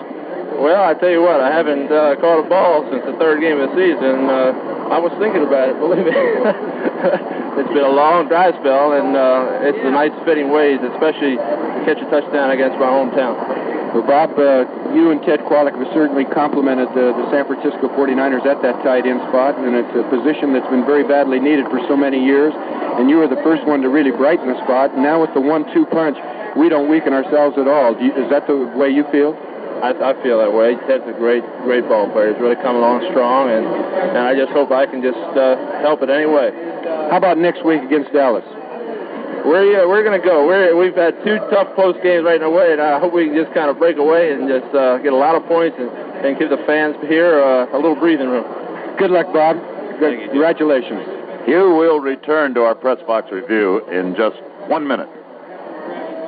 This is a commercial for Air California, the airline that gives you a choice between San Diego and the Bay Area. Air California is the only airline that provides nonstop service between San Diego and San Jose. We call it Hour Power. It saves you 30 minutes over any competing service. So if time is an important factor, you should be flying Air California. Air California also means dependability, with an on-time record that's the highest in the industry.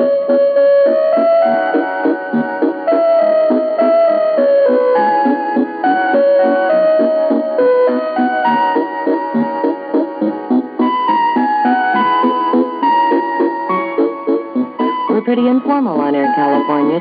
Each stewardess serves you in her own way. My name is Paige Hargrove, and I'm an Air California stewardess. I'd like to suggest you do something for me. Switch to Air California on your next flight between San Diego and the San Jose, Oakland area. Back down to Hugh McElhenney in the 49er dressing room. Well, I got right here with me Frank Nunley, one of the spearheads of the defense of the San Francisco 49ers, and it appeared in today's ball game that you were having a few words with their running back, Brown. What was the problem there? That wasn't Brown, that was Haraway. And what happened was I kind of wrestled him a little bit when we were laying down in the middle of the pile, and he didn't appreciate it. And he said a few words to me, and I said a few to him, but, you know, those don't last too long. I felt like that the whole way. Tell me, Frank, you think you can whip those small backs? I like to. I like to get a couple of shots at them, just you never get many shots at them. That's the biggest problem. I have to think, and as we were talking up in the press box, this was a defensive ball game. Defense really came through when they had to. I think there was 3 minutes and 40 seconds left in the ball game. They actually, the Redskins marched down for a touchdown. What was your feeling of the defense at that time?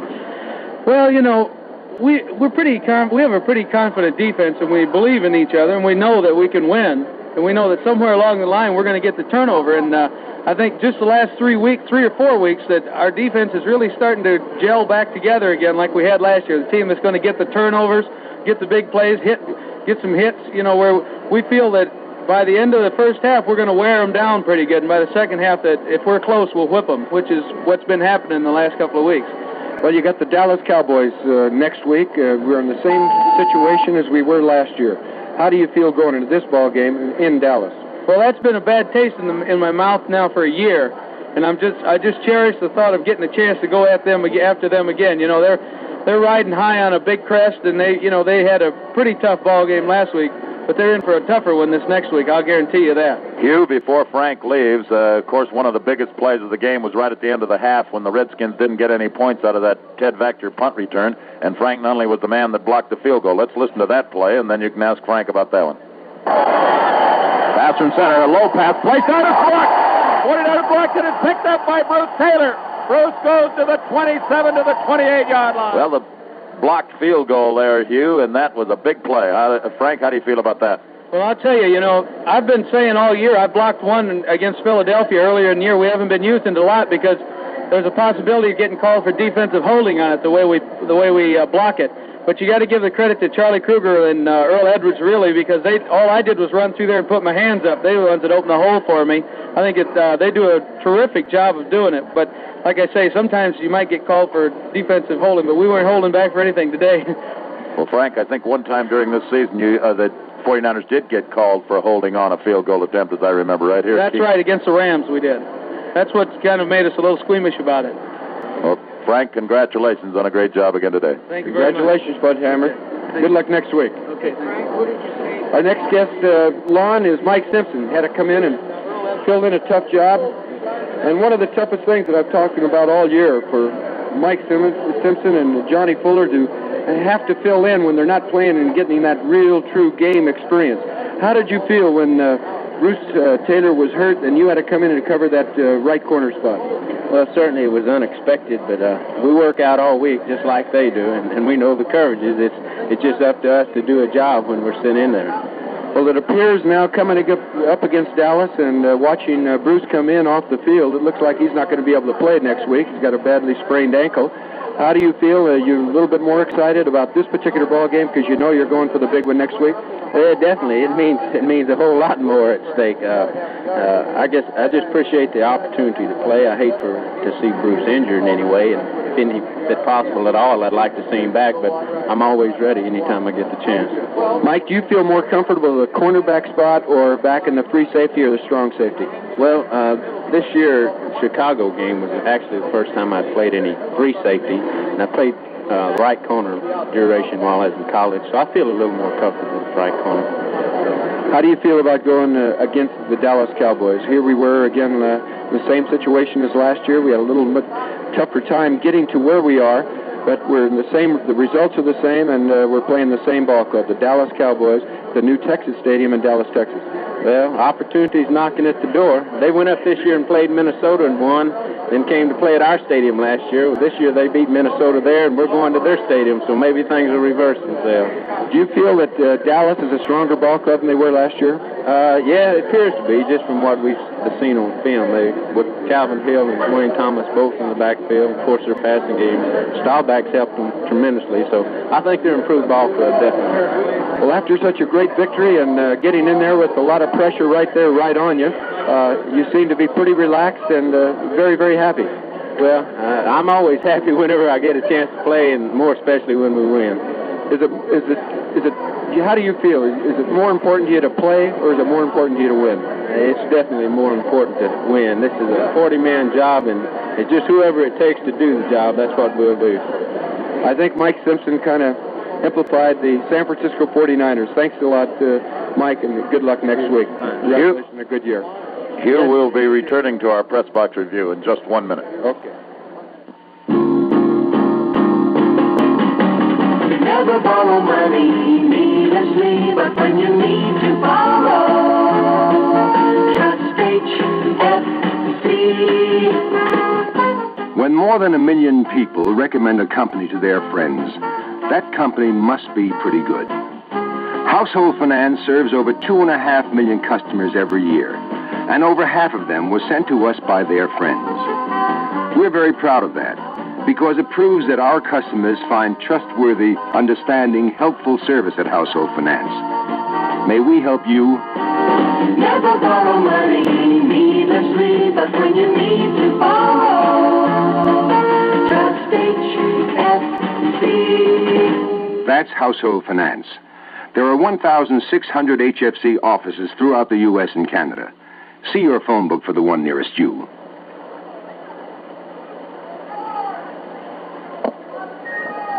Now back down to the San Francisco 49er dressing room and Hugh McElhenney. Ron, we have Earl Edwards, the big number 74 that really holds down that defensive line, along with Charlie Kruger and Tommy Hart and Cedric Hardman. And how do you feel? Hey, it's a beautiful day, man. Really a beautiful day. It's great to win. It's great to be on a team such as this. All the enthusiasm, the drive, and it's just great, man. Really great. Well, about 4 weeks ago, did you feel that you were going to be in this position in the playoffs?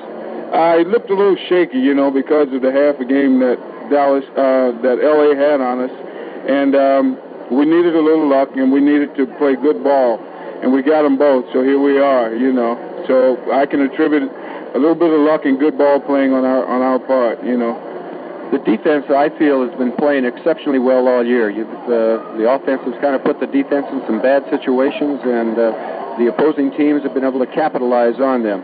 But, boy, when the big plays have come up in the last 3 weeks, you boys have really done the job. Is there anything that you've done different than you did in the beginning of the season? No, I don't think we did anything different. I think in the middle of the season we sort of had a little lull. Our pass rush sort of went down, and we got over that. I think at the end of the year, everybody decided to get it back where it was at the beginning of the year and win these ball games and get right off into these playoffs, and that's what's happened. A little more determination on our part. The Redskins, how was that offensive line and the boys that you were playing against today? They have a great offensive line. They have great backs. Brown hits the hose so fast until all it takes is really a screen blocked by the guy in front of you, and he's by. I think Nunley played a tremendous game today. He was where he was supposed to be all day long, and it takes some of the pressure off of us. If we block the hole and Nunley's there, then we can count on him making the tackle. I think that in not downgrading their offensive line at all, I think we just had a tremendous defensive effort today. Well, I've asked all the other players that I've interviewed, and I have to ask you. Here you're in the same situation. In the playoff, you've won. You have to meet the Dallas Cowboys next week, as you did last year. You lost to them. How do you feel going into this ball game, and also in Dallas in the new Texas Stadium? I hope it's not a cloudy day, for one thing. Other than that, all I can say is that history's not going to repeat itself. And let's just cover that. Earl Edwards, Lon, a real great guy. Congratulations, Earl. Congratulations. Right here, we'll pause for station identification. This is the Golden West Radio Network. Next, it's Press Box Review, a recap of today's game and scores of other games. And then stay tuned for great music, top personalities, and the very latest news on KSFO in San Francisco. Might just mention that in case you're wondering why we didn't have Charlie Kruger on last week, or don't have him on this week, or haven't had him on, that Charlie's a little superstitious about that. He says he'll go on next week after they beat Dallas. But, so Hugh, who do you have next now? Scoop, I've kind of lost him. And talking about Charlie Kruger, he's over in the corner with 3 reporters around him right now, and it is true about Charlie Kruger. He is superstitious about many, many things. He tries to wear the same suit. If they won, let's say they won today, and I'm sure going down to Dallas, he'll be wearing that same outfit going into that particular ball game. I remember the days when I used to wear the same suit all the time just because I only had one. I'm sure Charlie could remember those days, too. Randy? Here, Randy Beisler. Congratulations, Randy. You're here. For some reason. Defensive, get him a towel. It appeared there in the beginning of the ball game that you were having a little bit of trouble with your defensive tackle. Was there anything particularly different that they were doing? Well, in the very beginning of the game, I never blocked them head-on. We were running a lot of outside stuff, and also they were gaming a lot, so we were picking up different people. So I wasn't too much man-for-man on Talbert. Well, of course, you played against Darian when he was down at the Los Angeles Rams. Is the system in which Allen uses with the Redskins any different than when you played the Los Angeles Rams? Well, I think it's different in the fact that the stuff that worked against L.A., he remembered, and he tried to combat that, and it worked for him today. You know, at times, we started out with a little bit of finesse stuff, and they shut it off because of the various defenses they were using, and then we came back in the second half, we were running more at them, and I think that worked a little better. Congratulations, Randy, on a great year. Thanks, Hugh. We'll be returning to our Press Box Review in just 1 minute. Each winter, many Bay Area sun worshippers fly to Palm Springs for a fun-filled vacation of golf, swimming, horseback riding, tennis, and nightlife. And more of them are flying on Air California's Boeing 737 Sunjets. The reason? Air California is the only airline providing flights to Palm Springs from all 3 airports, San Francisco, Oakland, and San Jose. And you save $2 each way over any competitive service. 2 positive benefits for flying Air California to Palm Springs: more service and a real savings in dollars. But there are others. Air California has the best on-time record in the industry, and the service is friendly and efficient. And by the way, if you're traveling to Orange County Disneyland, Ontario, or San Diego, Air California flies there too. Air California, an aggressive airline, dedicated to good service at a reasonable price.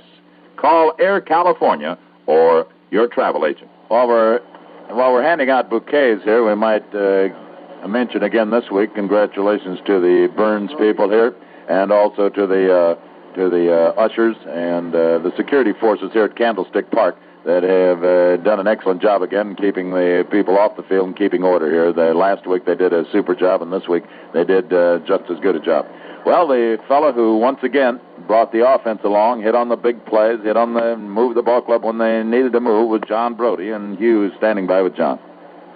John, congratulations on another year. As we said last week, did you think you would be here this far 4 weeks ago? Well, we figured we'd like to be. We had nothing planned, Mac.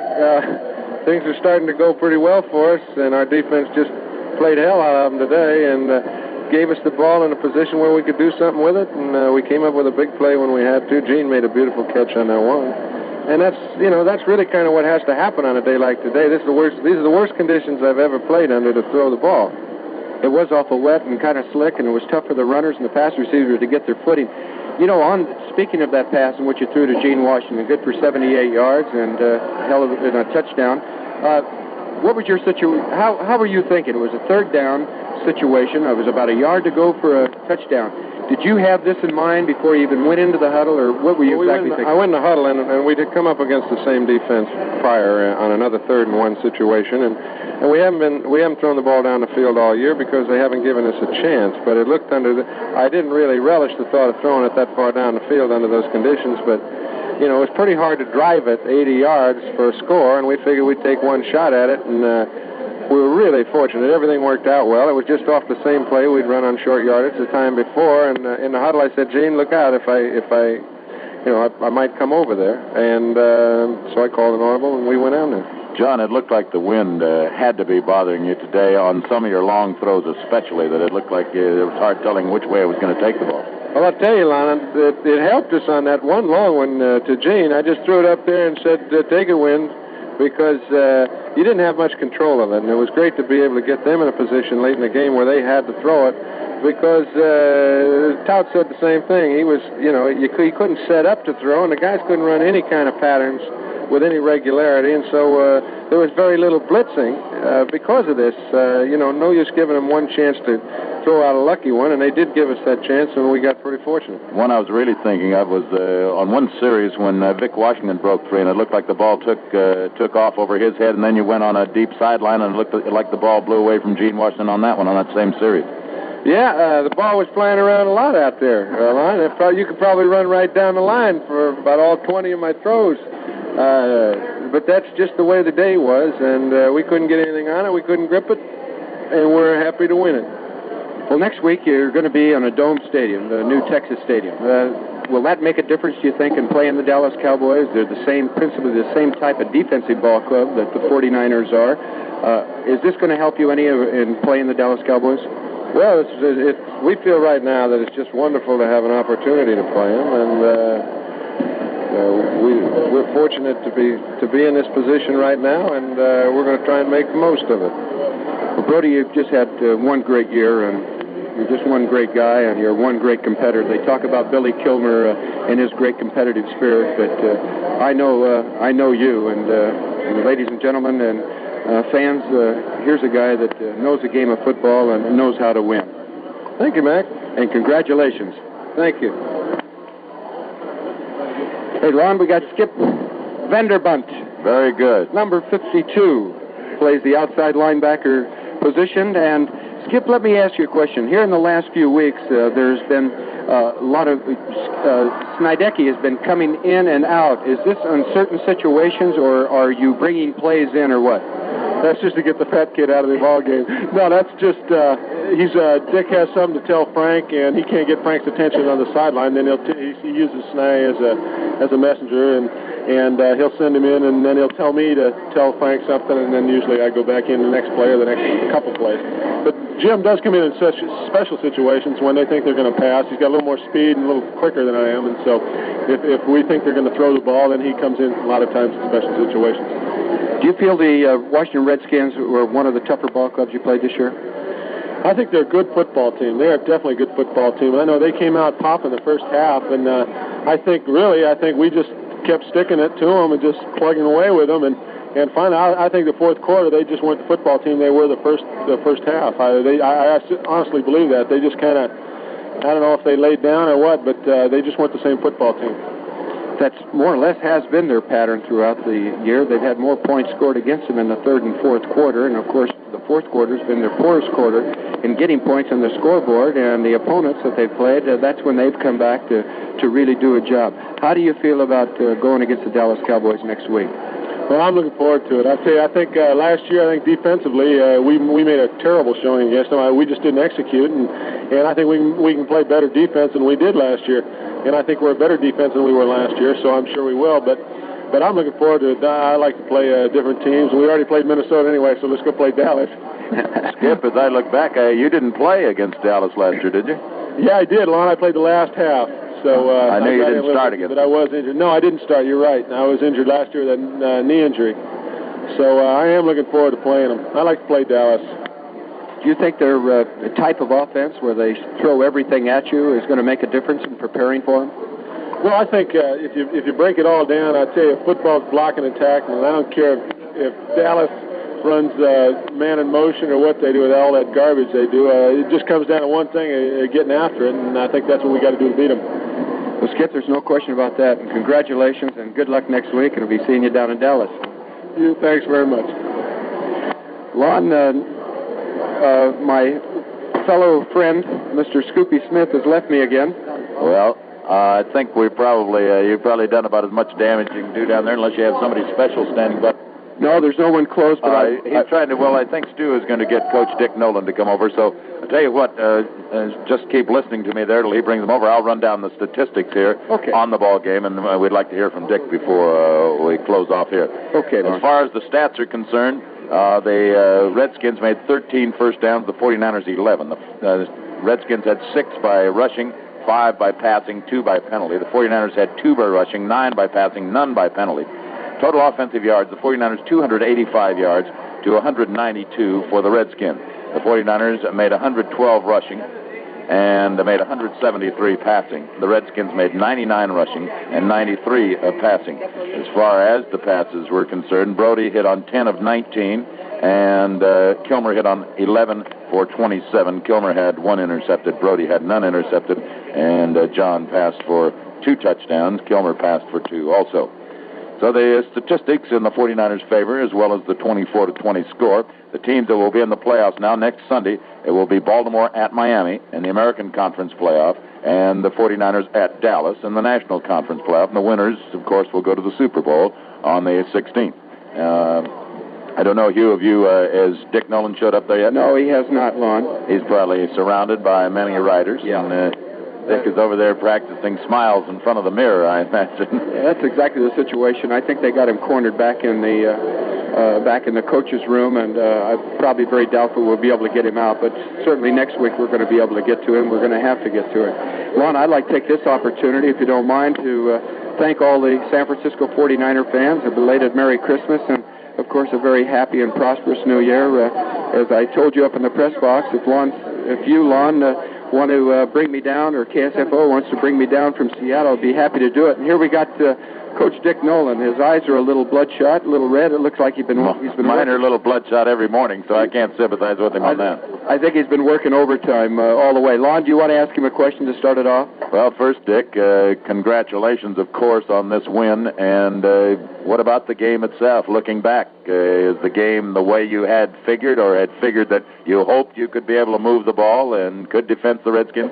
Well, let me ask you one question first before I answer that. All right. Did you keep your poise up there? Yes, I was very well poised today. I'm just curious. I didn't get excited at all.